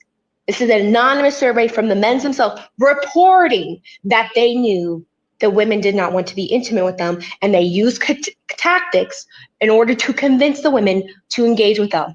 95.1% of men admitting to using some sort of coercive tactic in order to convince women to have intercourse with them, and 65% of the time they reported it being successful, that they successfully use this coercive tactic in order to get sex. So my question again still stands high. Seconds, Kobe, before you say, I got to address the chat just for a moment. For the people in the comment section, if you have a way, if you have an issue, like I think I've been really, really clear about this, and I don't know how many more times I have to clarify, but if you have an issue with the way that this information is being given, if you feel like you're in a position to tone police anyone, you're not. You're not. And if you don't like how information is being given, respectfully, you can keep scrolling. We appreciate having you here, but you don't have to be here. And what I will not allow anyone to do is to tone police from the comment section and say, well, such and such should stop doing this or doing that or whatever. I'm telling you guys, I truly mean this when I say this. You guys are not running the live, and you don't get to dictate how people say what they say, especially when information is being shared from someone who has not only done the work, who not only has a deeper level of understanding, but when we're talking about protecting the people that are overwhelmingly harmed by the ideology that you're literally perpetuating, I'm sorry, I don't care about what you think about anyone's tone. So if you have a desire to tone police, you're in the wrong place. Fucking stop. Go ahead, Kobe. What was my question here? Okay, so how do you I forgot. So how do you decipher what between coercion and using, I don't know what you meant by sexy ways of asking for consent. What do you mean by that? So that use your words, right? Use your freaking words. That's not an answer, right? Use your tone. Use your tone. Isn't that coercion? Right? No, if you are asking, how is that coercion? Because you speaking in a specific tone, using a certain link. You asked me a question, so I'm answering. Oh my gosh. Real quick. Sure. Well, correct me if I'm wrong, but using specific language in a certain tone, in a certain manner to sort of manipulate what you want is coercion, correct or incorrect? on this of just a very like from the description you gave, I would say no. Right? So it's not manipulating, right? Like it's manipulation. Okay, so drop the manipulating part of it. Hold on, right? It's not manipulating if you're just literally asking a question. How is that manipulation? Okay, so then drop the manipulating part. Sorry, maybe I added too much there. Using language in a certain tone and in a certain manner to get to like with the specific intent behind it. I think you're confused here. Like coercion is manipulation. I'm saying again. I'm not confused. Because you're asking if this is coercive, right? So I'm trying to get your understanding. I just want to know for the future what Didn't you just ask if this is something's coercive? Yes, I'm trying to get your understanding. Yes, because you said men can ask in sexy ways. So how do you know that way that he was acting sexually isn't coercion? Because they admitted the women did not want to engage with them. I'm not talking about the study. I'm just asking you, like, for if you were to teach men in the chat, how can you decipher between the two? That's what I'm just trying to ask. How do you decipher between the two? Correct. Again, making sure that if she doesn't have sex with you, then just don't ask anymore. That's it. What do you mean? But then I understand that. It's not hard to decipher. Sorry, your name is Ari, right? I don't know. Ari? Yes. Okay, you said that men can ask in sexual ways. There's a way to ask sexually, like you can ask in a sexy way. My question is just built around that. Forget about everything else we said. How do you know that the way that he's acting sexually and that sexual? How do you know that's not coercion? That's what I'm asking. What would you give it an instance? Because I don't think you understand coercion. No, I'm asking you a question under your view. So you should provide me the burden of that. Again, it's just asking the questions. That's why I'm not understanding what you're asking. Yeah, maybe. Okay, Kobe, let me ask again. You said that there's Kobe. Instead of you just saying the same thing again, how about give an example for a better understanding? Well, Can you? I don't know what example because I don't even know what she's trying to say. That's my point. That's what I'm trying to understand her. So let me ask it. Let me ask again this way. You said there are sexy ways to ask for consent.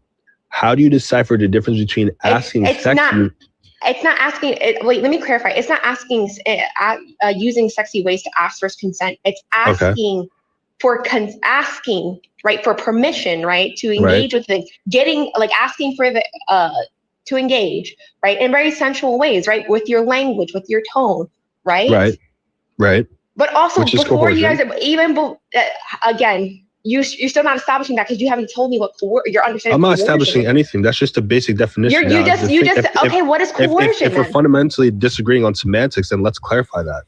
But I just asked you what coercion is a while ago. And I clarified, and you then to explain to me what asking in a sex. Hold on, Santana. Hold on, let me finish. Because I must have missed what you think coercion is. She used an example of asking. I must have missed it, Kobe. Can you clarify what coercion is? I don't have a definition right in front of me, but I clarified using a language in a certain way and in a certain tone to get something that you want, like with the specific intent behind it, right? So it's not like using certain language to maneuver an intent that you want or like a certain agenda that you're trying to reach. Right. So then you can then say asking in a sexy way is the same. Isn't that then coercion? Because you're asking in a specific tone with the specific intent behind it. Like how can you then decipher? I'm confused. If you're not lying, it's not manipulation. Are you lying to the individual? In both cases, which way? How would you be lying? That's what I'm asking. Because you're the one giving the scenario. I don't agree with your question. In which case would you be lying? I'm asking because you're the thing you were setting up is not clear. Me and Santana, are you confused? Very clear. Like this is confusing. I think it's very clear, but I'm asking. I think you're if you don't know, that's fine. You could just say Kobe. No. That's why you'll get back Kobe. To me. That's why I asked for an actual example because so let's there's a breakdown, and I'm trying to track it as well. I don't have a specific example because I'm internally critiquing her point, right? So I don't have an I don't agree with what she said in the first place. So I can't give you an example. What I'm saying is she said that there's ways you can ask like you can ask in a sexy way. So I'm asking, how can you decipher between asking in a sexy way and coercion? How can you tell one way is wait, so is your point how can men, because again, in your Sure. actual situation, it can be men or women. Santana. Wait, well, okay, yes, it could but be disproportionately men, yes. Boy, just stop for a second. So you're saying, how can the person decipher whether it's coercive or not, or the person that they're saying like, no, obviously the person presenting the question knows exactly what the intent is, but my point is the recipient. How could you tell? Wait, why should the recipient have to decipher? Because what do you mean? Why is the responsibility? The question, wait, no. Listen to me. Why is the responsibility or the burden on the person who is that's being quote unquote coerced? Why do they have to decipher whether or not the person is like lying or not? Or, like, the burden should be on the person. The person has to be on the burden. The burden has to be on the person that's doing the initiation. Like, that's the whole point. If you are if you're the one seeking consent, then part of seeking consent is giving truthful and honest information. If you are being deceitful, then it's coercing them. If you are not, then you're not. So how do you, Santana, exactly that. So then how do you know, and how can you decipher whether or not the person that is posing that question is being genuine or not? Again, why do you have to figure out whether they are being genuine or not? Because I'm trying to understand what she meant. I'm trying to understand what she meant by asking in a sexy way. No. Why are you saying no to a question I'm trying to understand clarity on? Because Kobe, you're shifting the burden to the person. No, I'm not. Just listen for 2 seconds. You're shifting the burden. You literally are. You're shifting the burden to the person to have discernment to figure out whether or not the person is looking to engage and get consent. What I'm simply trying to do is get clarification on what Ari said. She said you can ask. Wait, hold on. I'm gonna finish this point, Kobe. Stop. Yes. If the person, I can say this thing in a sexy way. I can say it in a sexy way. That has nothing to do whether or not whether or not the person that I'm speaking with is being coerced or not. Like me, that you're what does that mean? You're conflating the two things, Kobe. You're saying that this I don't person. think I am. Stop. You literally are. You know why you won't fucking stop interrupting and listen. Like, mute yourself and stop and listen. I won't mute myself. The point is, when you're talking about who has the responsibility of not coercing someone, it's the person that's seeking consent. Regardless if they say something in a sexual way or not, in a sexy way or not, the burden of making sure that no matter how you deliver the information, it is honest and it is informed, is on it's on the person that's looking to get consent. The responsibility of understanding whether or not this person is trying to coerce them does not fall on the person that is giving the consent. Because I am not saying that, dude. I'm not saying that it falls on that person. Kobe, of course, I'm gonna tell you this. If you interrupt me one more time, I'm going to kick you. Please stop. I wasn't finished with my point. Please mute up. Thank you. The point that I'm making is the responsibility lies on the person seeking to get consent. The burden lies on the person seeking to get consent. And so no matter if you say a thing in a sexy way or not, it is still your responsibility to say things that are truthful and get a clear understanding. The person that is giving the consent has the ability to give the consent, revoke the consent, those things along those lines. But they should have the working baseline of the person is giving me the information, honest information, and not being manipulated. Like, so Those two things are disconnected. You're conflating the two different people when it comes to consent. There's two parts of consent: the person that gives that's requesting consent, and the person that gives consent. And you're conflating the two different things into one person. Santana, I'm not conflating the two things. What I'm saying is, from a woman's perspective, because she said there are sexy ways to ask for consent. So when a man hears that, whether his intentions are evil or not, you can frame us. You can frame like what does that mean? Ask in a sexy way, because you can put a clip of two people asking in a quote unquote sexy way, and one clip can be someone asking in a I don't even know what the word in an act of coercion. Am I saying that correctly? I don't know if I go ahead. Coercion and an act of just trying to ask in a genuine sexy way. How do you decipher between the two? Who's trying to decipher? Obviously, the person that's being like the recipient of that question. Again, that's the point. The person that's the recipient should not have to decipher. That's what I'm literally telling you. So then Just stop don't for a tell second. people to ask in a sexy way. No. The actual person that is giving the consent does not have to decipher. And you're saying don't tell them, don't say act in a sexy way. No, like again, whether under you come, your view, stop, by the way. Stop. No. Stop. Whether you sit here and say, hey, I would like to have sex. Straightforward, direct. Or you can say, listen, I missed you. I want to get you back to the bedroom. I want to kiss you, touch you, and then I would like to have sex. Or da.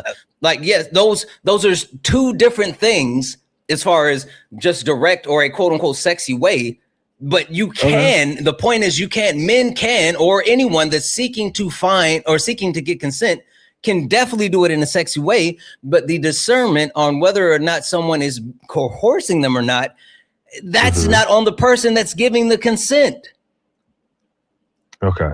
I mean, I think you're missing my point. But my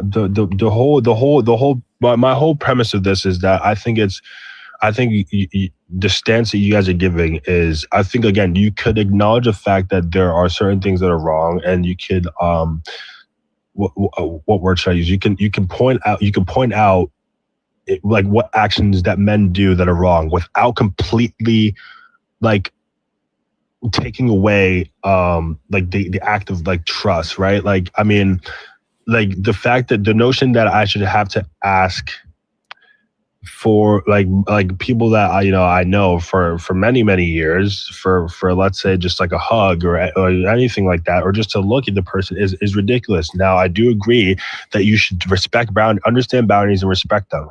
Once the boundaries are set, they shouldn't be broken at all, right? Then that's a given.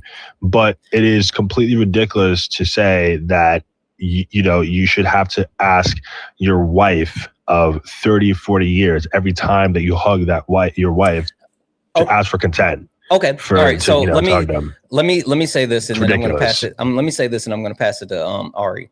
My wife and I have been together for 6 years. Not only have my wife and I been together for 6 years, I also have kids. And in every situation, whether it's a hug, a kiss, to hold hands, whatever the case may be, I seek consent every time. Do you seek verbal consent? Yes. Okay. Yes. Okay. I just want to know. Yeah. Like, of course, literally, every time See, before my wife, stop. No, before my wife leaves to go to work, we always kiss each other. But I always say, "Hey, can I have a kiss?" Or she'll say, "Hey, can I have a kiss?" Yeah, of course. Yeah, that's normal. Yeah. The point that I'm making is it can be someone that you are with for a long, it can be your partner, it can be your children. You still have to seek consent. With my boys, I say, hey, can you give your daddy a hug? Santana. Like you're missing the point. Normal. Yeah, that's I'm the not point. missing the point. No, that's not the point. No, Santana, that is normal. That there's nothing odd about doing that. What you guys are trying to propagate is the fact that every single time, no matter what it is, like I'm saying, like let's say like you guys are like for instance, like my parents they had their 50th birthday party, whatever. Both of them celebrated at the same time, and there was a video playing, and then they kissed. At the end of the video, they thought it was nice, and everyone started clapping. They just gave a little peck, you know, and thanked everyone for what was going on. Do you think that they should have stopped at that point and said, "Hey, do you mind if I just give you a little peck?" That is weird. How do you know what your parents talked about? You don't know that your parents didn't talk about like, hey, we're gonna. No, because do this my parents are Santana. Unfortunately, I hate to say, my parents are normal. Like yeah, they know each other. I hear you. I hear you. Kobe, I hear you. Like the point that I'm trying to make is you're sitting here and assuming that you know what they actually made a decision, because some people are uncomfortable with PDF. And so now you have to actually stop. Now you like people seek confirmation before they engage in PDF because certain people are uncomfortable. But Kobe, just stop for a second. Full as Ari, please mute yourself. Do not come off of mute until Ari's done. I will not. Yeah, that was just a bunch of victim blaming. Again, the whole consent seeking relies purely, like you were right, Santana, it relies purely on the person asking for consent. Right? Like, how is a person who is being asked for their consent supposed to know someone's lying to them? Right? That's the whole point of all this, right? They don't know. And we've seen men lie for entire relationships up until they're married to individuals and then abuse them. That's when the abuse starts. Once that ring is put on and they say, I do, abuse starts because men lie. That's what the study also shows overwhelmingly, the different coercive tactics men use in order to get proximity to women and femme-presenting people to get access, right? That's why all of this is just rape culture. You should always ask, right? Even in that instance amongst your parents, right? And you keep trying to make this personal. I don't care about your personal life, right? Should have asked. Right? Rape culture has been normalized, and you giving these examples does not disprove how normalized rape culture is. We have the Epstein file. What? Are you okay? Right? Marital rape wasn't made illegal till the 90s. Are we okay? And then we're gonna act like our society doesn't have pervasive rape culture in it? Like, no. It's always asking for. Nope, I'm not done. And I was just about to say, Kobe, when Ari goes back on mute, that's when she's done. So go ahead, Ari. Yeah, because you've been interrupting Santana this whole time. And like, it's very frustrating. And I do apologize for interrupting you too, Santana. It was my fault. It's the entitlement to people's bodies. And I see the people in the chat and femme-presenting people, even femme-presenting people in the chat saying, well, I'm going to hug my husband. You should still ask him. Consent doesn't just apply to femme-presenting people. Right? It applies to everybody, and you are entitled to no one's body. And I mean no one. I don't care if you put a ring on it or not. You are not entitled to anybody's body. It should always be asking. I saw someone in the chat saying they were part of the kink community. I am as well. And in the kink community, why I love it so much is because of how important conversation around these topics are. Right? There are whole forms you can download on like what you're okay with and what you're not okay with. And you guys are regularly doing check-ins on those forms to make sure like, are you okay with this? Are you okay with that? Right? For me, what me and my partners have done is we have certain coded language, right? That we've agreed upon, right? When I hear the name, and I'm gonna let y'all know an inner secret, my kink name is Cookie, right? When I hear my partner say, hey, Cookie, I know what they're asking me. And that's when I say green light or red light. Not in the mood right now, red light. And then they know, and everything stops, right? So there are, and Santana gave just really good common day conversation ways of asking, right? And shocker for the men, the more things you tell her that you want to do to her, right? It's actually really sexy, right? Say, hey, I want to do this, that, and the third to you. And that's you asking, can I do it? And they say yes. That's a great way of asking, and it's very intimate. Obviously, with asking, right? Don't just say it to a random stranger, right? It depends on your level of intimacy, but that's a way of asking, like, hey, I want to take you to the bedroom. Let's go do this. Let's go do that, right? Doing that with your partners you have a relationship with, it's very intimate. Right? Those are ways of asking and making sure, because it's also rape culture to take someone to the bedroom and they consent to one thing, and the next thing you know, they have a surprise action done onto them that they had no intention of doing, because people don't like asking Just ask. I don't know what's hard. Use your asking words. Use your words. You have them. Just ask. It's not difficult. You see, like, I'm disagreeing again with the notion that you should ask. Now, you keep saying so your problem is with grape culture, right? But then you keep like, what you're trying to, I guess, the whole thing you're trying to do is, I guess, with asking consent with every single piece of physical touch is, these are acts of performative actions to prevent these things from happening. You know, to respect these boundaries. How can you say that and then in the same sentence say that it's okay to like this is what I'm this is what I'm very confused. Like, how can you then say in the same sort of sentence that you can ask in sexy ways, knowing that when people are being coerced, they ask in that manner? Like, shouldn't you then just, isn't this whole thing like removing? I don't think you know what coercion is. I don't think okay, you know so what that's why I keep asking. Can you guys tell me what it is then?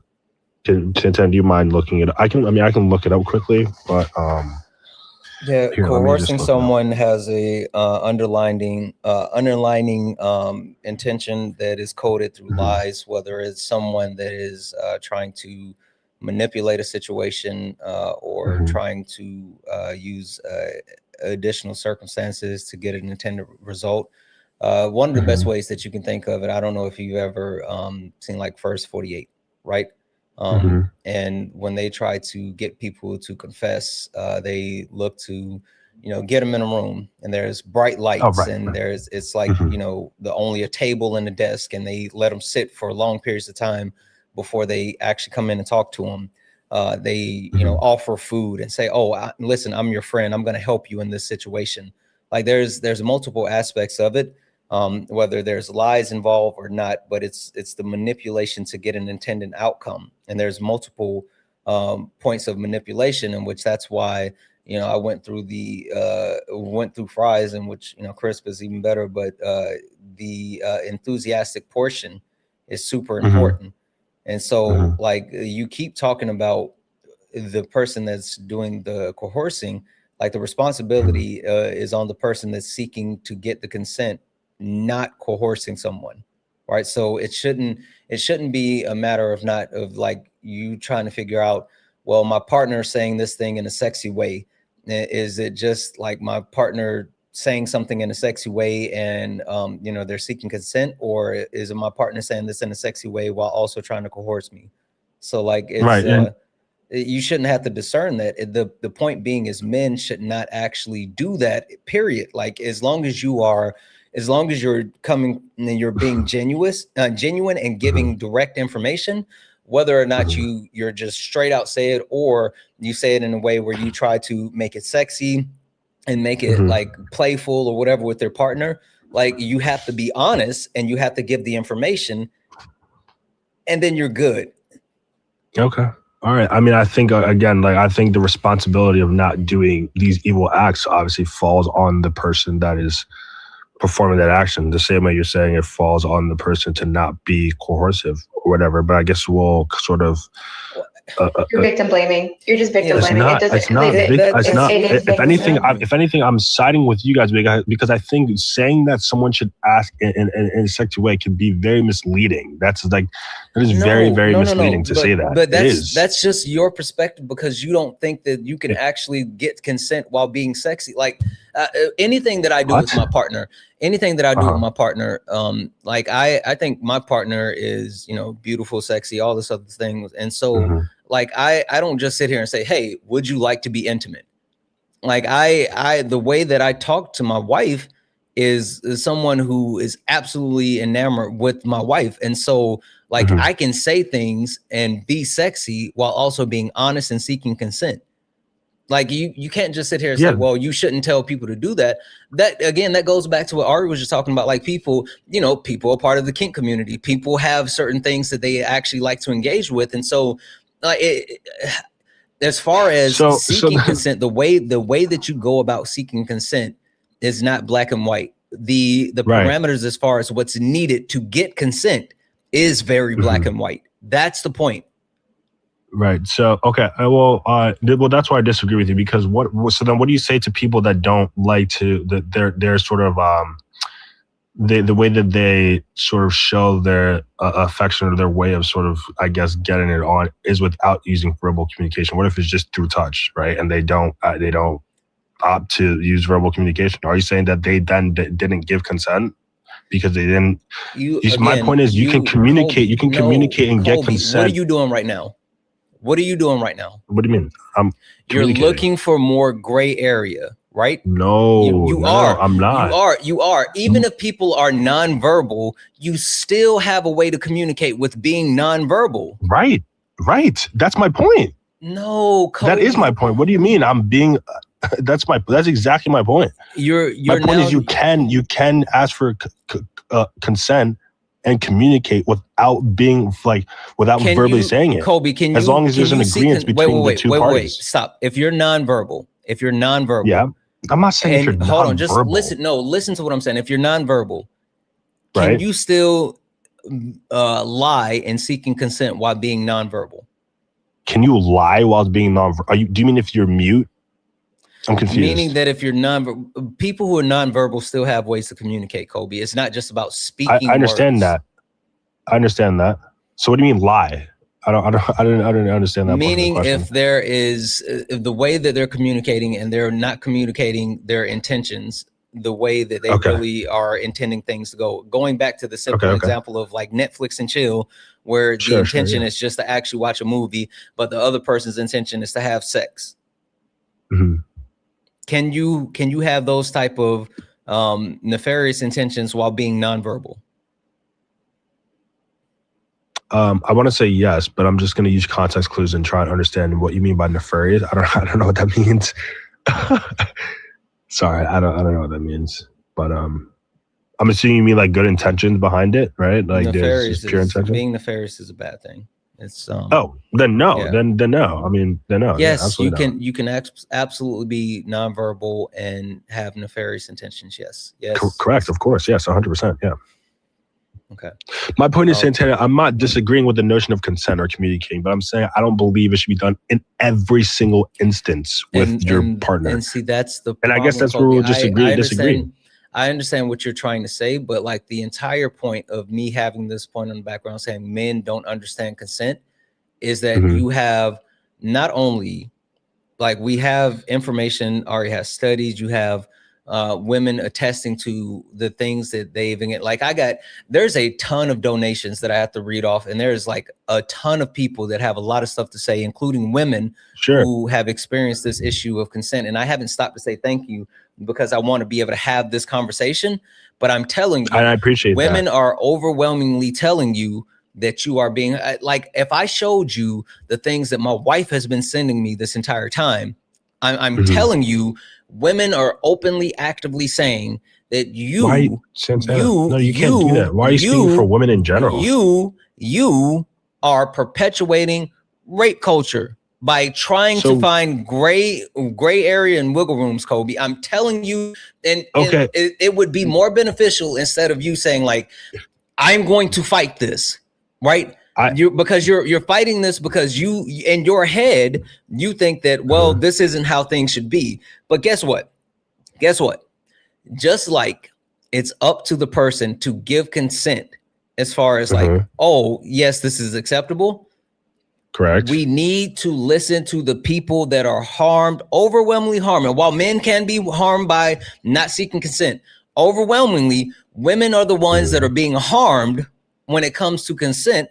And if women are saying these things, then we need to stop and listen to them, even if it's something that may make us feel uncomfortable, if it's something that we may disagree with. The only reason I'm talking about this is because I know for a fact that I'm not going to say, oh, I completely understand consent. I don't, because I'm still learning every single day.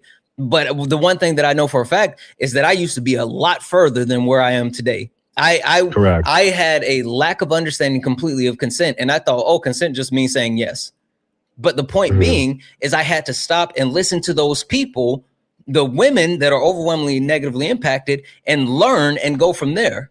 So it's not up to us to say, well, I disagree and I want to push back because I think this is what this is about, or I think this is what this is about. It's not about that. It's about listening to the people that are being harmed and learning from what they're trying to give us. Right, and I agree with that, but I think you can do that, but also like even for like women, like what if they say like they don't want you to ask them every single time for an opportunity?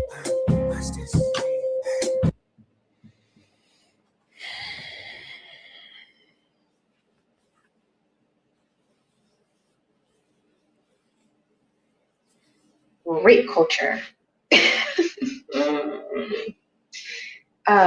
Thank you for having me out, Santana. That was just a bunch of rape culture apologia. I encourage everyone to look into rape culture.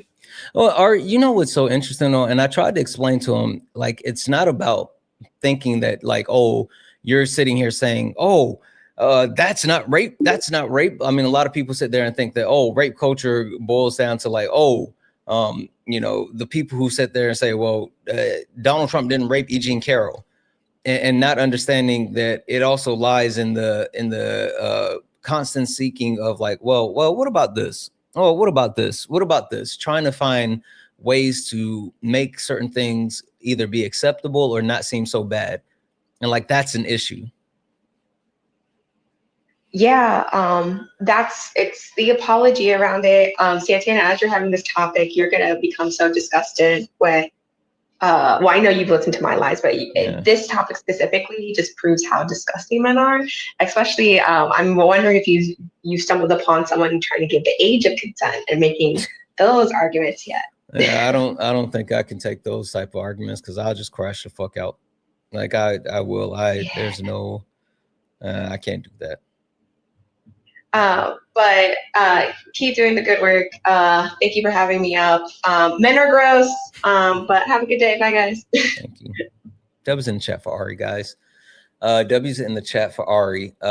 We are like super behind on a bunch of thank yous. I mean, there's a shit ton of donations that I have to catch up on. So guys, if you don't mind, I'm just going to do this now. Be patient. And I want to just say thank you to each and every person that sent donations. And in the meantime, if you guys could keep tapping the screen, get the likes up to 200,000 likes, you know, hit that follow button. We only got 19 new followers on this current stream. Hit that follow button, please.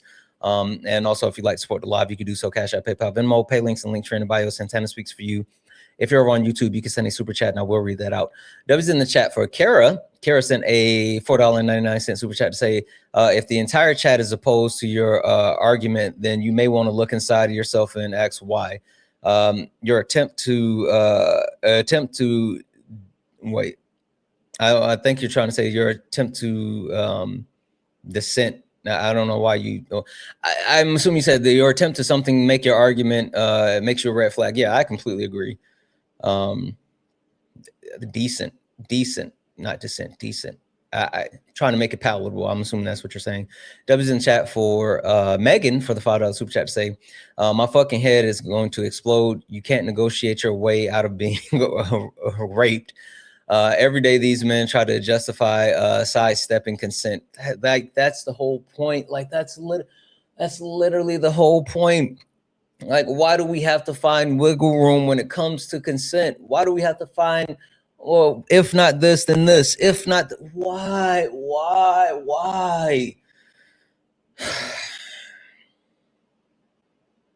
W's in the chat for Tori for the $5 super chat to say, and they still are. I don't remember where that came from. W's in the chat for Tori for the $20 super chat to say, caller, if you understand consent can be revoked, then you should understand this. Being in a relationship is not an open consent call. Your partner still has the autonomy to say no. You should still look for consent. I agree. W's in chat for 1B Carry for the $2 super chat to say, I ask my 4-year-old every single time. Facts. W's in chat for Tori for the $10 super chat to say, I'm entitled to my opinion, or I'm entitled to my opinion. Your entitlement is the issue. That's literally the issue. That was in chat for Tori for the $10 super chat to say, enthusiastic consent. That's how you determine it. That's it. Like, yes. That was in the chat for Flaker for the $5 super chat to say, this is simple. Perpetuating these things will will instill a culture that will minimize problems and puts bodily autonomy first. Yeah. Like that's the big thing. Like people have the right to bodily autonomy. W's in chat from Miss Donna for the $10 super chat to say, as a survivor, I had no idea how many times I was actually SA'd until I went to therapy. Rape culture is so normalized that the average person doesn't realize it. Thank you so much, Santana Ari. Thank you so much, Miss Donna, and I completely agree. Like, that is absolute facts. W's in chat for Marie for the $2.60 donation saying, today is the last day for most of my seniors. I've had this class every year since 7th grade, and it's hitting me hard. So I'm hiding in my office with the sads. Thank you for distracting me, Marie. I'm sorry to hear that, and I one, glad that you are here, but two, your babies are leaving the nest, and I know how hard that'll be. I never forget the like when I went off to my freshman year of college, and my mom was in my dorm room, and like she was doing all this other stuff and blah blah blah, and then she got ready. We were all done, and her partner, he was there as well, and she sat down on my bed in my dorm room as a freshman and started crying. And he was like, "Why are you crying? He's going to college, not to jail." And she just had that whole thing of like me leaving the nest. So I get it. Debbie's in the chat for Brittany for the $2 donation saying, any kind of impairment is a no. After my first was born, I was so exhausted. I felt guilty for the low libido, and I tried to rally. My husband checked me and said, "You're so tired," or checked me and said, "You're so tired. It's like you're drunk." And that and then put me to bed. I was so tired. I wouldn't have been consensual. Yeah, like that's a whole thing. W's in the chat for Michelle for the $10 donation saying, the same reason it's illegal to drive a car over 0.08 BAC should be applied to the consent due to the fact that you can't make intelligent decisions. Most people don't feel drunk at the level, but it's still illegal. Caller is definitely single. Just saying. Yeah, like that was the whole point we were trying to drive home. Like there's a whole big issue with that. W's in chat for Jason for the $1 donation saying, Kobe, it's easy to ask for consent. I have 2 sons, and I ask them if they want to hug before I hug them every time. You should never infringe on someone else's bodily autonomy ever. It's really not that difficult, dude. It's not. W's in chat for Tracy for the $40 donation. Holy shit, Tracy. Tracy sent a $40 donation saying, thank you for handling all these crazies. No idea how you do this every day. I've learned so much from watching you. I appreciate you. I appreciate you way more, Tracy. Not gonna lie. Like sometimes when I have these conversations, it's just like, it's overwhelming and it gets kind of exhausting.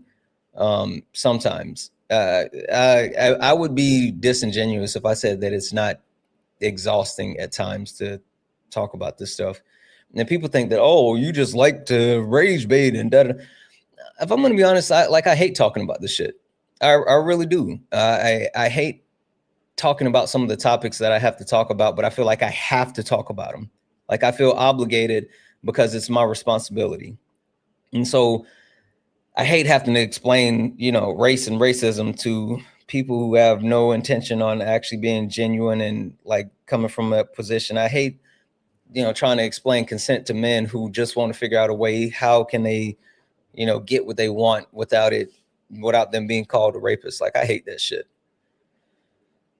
W's in chat for Camille for the $20 donation saying, as a survivor of spousal rape, thank you and Ari for standing up for consent. Absolutely. Thank you so much, Camille. And I'm glad to hear that you're a survivor. W's in the chat for Abigail for the $5 donation saying, after dealing with the discomfort and tension without knowing why for many years, my life was greatly improved when my family and friends started asking if they could hug me and let me decide. The rule has had to be enforced by my amazing mom, and it changed my life, but the guy doesn't get it. Exactly.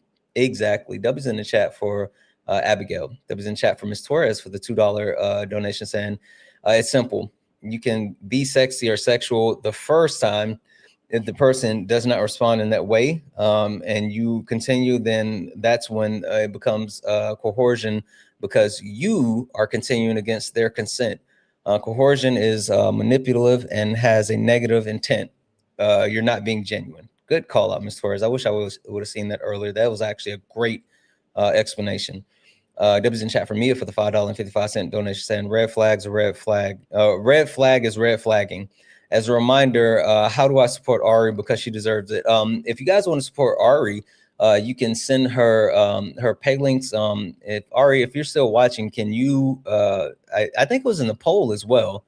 I think it's in the poll it's in the poll in the top corner. So if you guys want to support Ari, yeah, and I'll restart it. Boom. It's running in the poll. Her pay links are running in the poll. You can always support Ari there. W's in the chat. She definitely does deserve it. W's in chat for Jay Hops for the $5 donations. And Kobe said it on another live, and he's really, wow. Pantsing people at parties build character. Ain't no fucking way, Kobe. Ain't no fucking way, Kobe. Pantsing people build character? Stop it. W's in chat for Dragon for the $1 donation saying, why is it so hard? Just don't do it, period. Facts. W's in chat for Brookie, who sent a $1 donation saying, appreciate you, but I appreciate you more, Brookie. W's in chat for Dragon for the $1 donation saying, y'all are going to end up on the list if you don't stop. W's in the chat for Darren for the $1 donation saying, I got muted in the YouTube chat. I'm a friendly gum goblin. Guys, for YouTube, if we muted Gum Goblin, can we go ahead and please unmute them? Sorry about that. W's in chat for Dragon Love for the $5 donation saying, callers disingenuous AF, looking for loopholes. And that's what it really was. W's in the chat for Rochelle for the $5 donation saying, consent comes with fries. Exactly. Freely given, reversible, informed, enthusiastic, and specific. Like, we didn't even get to finish going through that model, Rachel. Like, it was, holy fuck, it was a lot. W's in the chat for Sky, who sent a $10 donation saying, thank you for what you're doing. Just a white woman here who's been galvanized by your lives, currently about to finish the book, White Women. And I may not have started recognizing my white skin without your lives. Not looking for a cookie, just appreciate you. Thank you. Thank you, Sky. And I think it's important for us to all check like our privileges and our biases, and like it's huge. So that just makes me extremely happy. W's in chat for Oakley for the $3 donation. Hey, Santana, I missed the last couple of days. I turned 33. Hey, W's in the chat for Oakley. Happy belated birthday on Monday. My fiance made a weekend of it. I know that's right, but I'm back today. Missed your lives in my routine. I'm so happy to see that you're back here. W's in the chat for Oakley. W's in the chat for Joseph for the $2 donation saying, in no area of human experience is it acceptable for one party of a shared experience to assume assent by the other through the use of nonverbal cues. Want to share something with someone? Ask. That's so true. That's so true. That was in the chat for holy smokes, non-crazy for the $17 DKK. I can't remember what DKK, what country that is. It says Santana Santana, would you like a hug?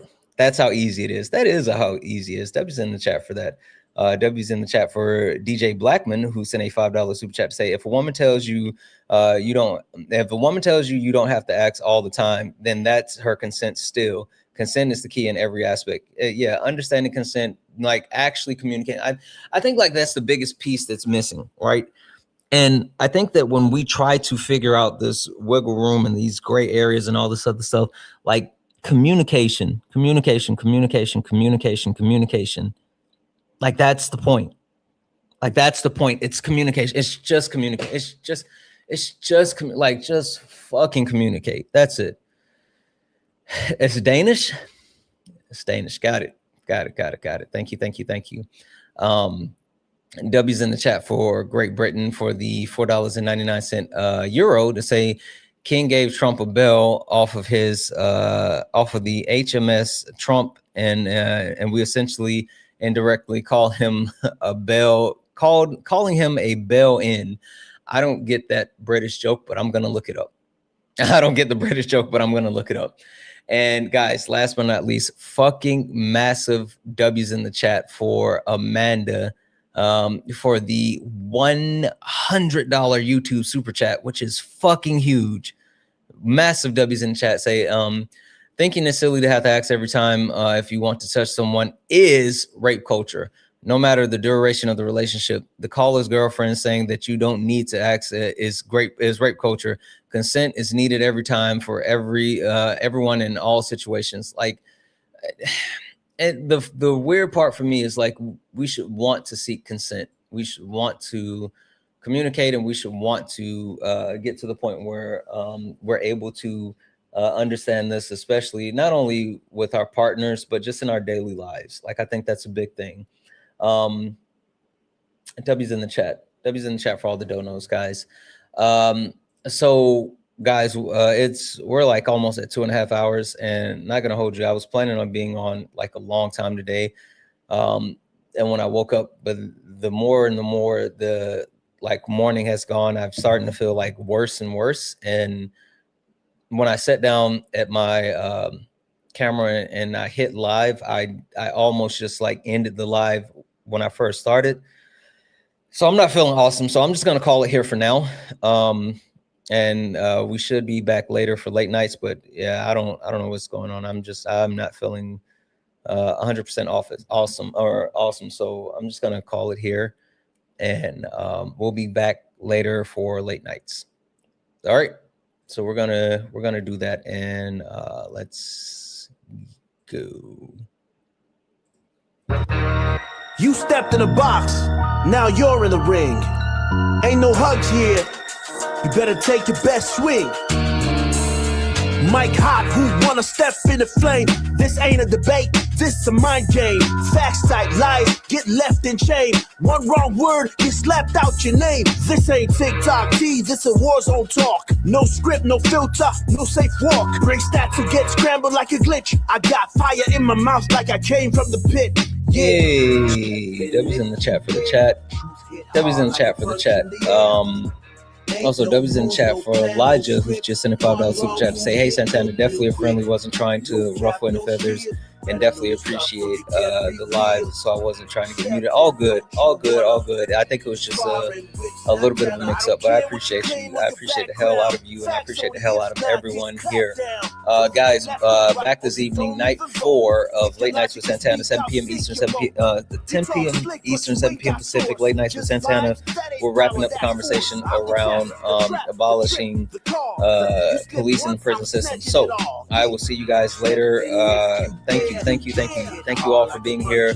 Thank you all for being amazing. Even though this conversation was tough, I'm sure that it's going to get a lot tougher, but we'll do it together. Thank you for all the gifts, the taps, the likes, the shares. Thank you all for hanging out. Thank you for being amazing. I love you all, and as always,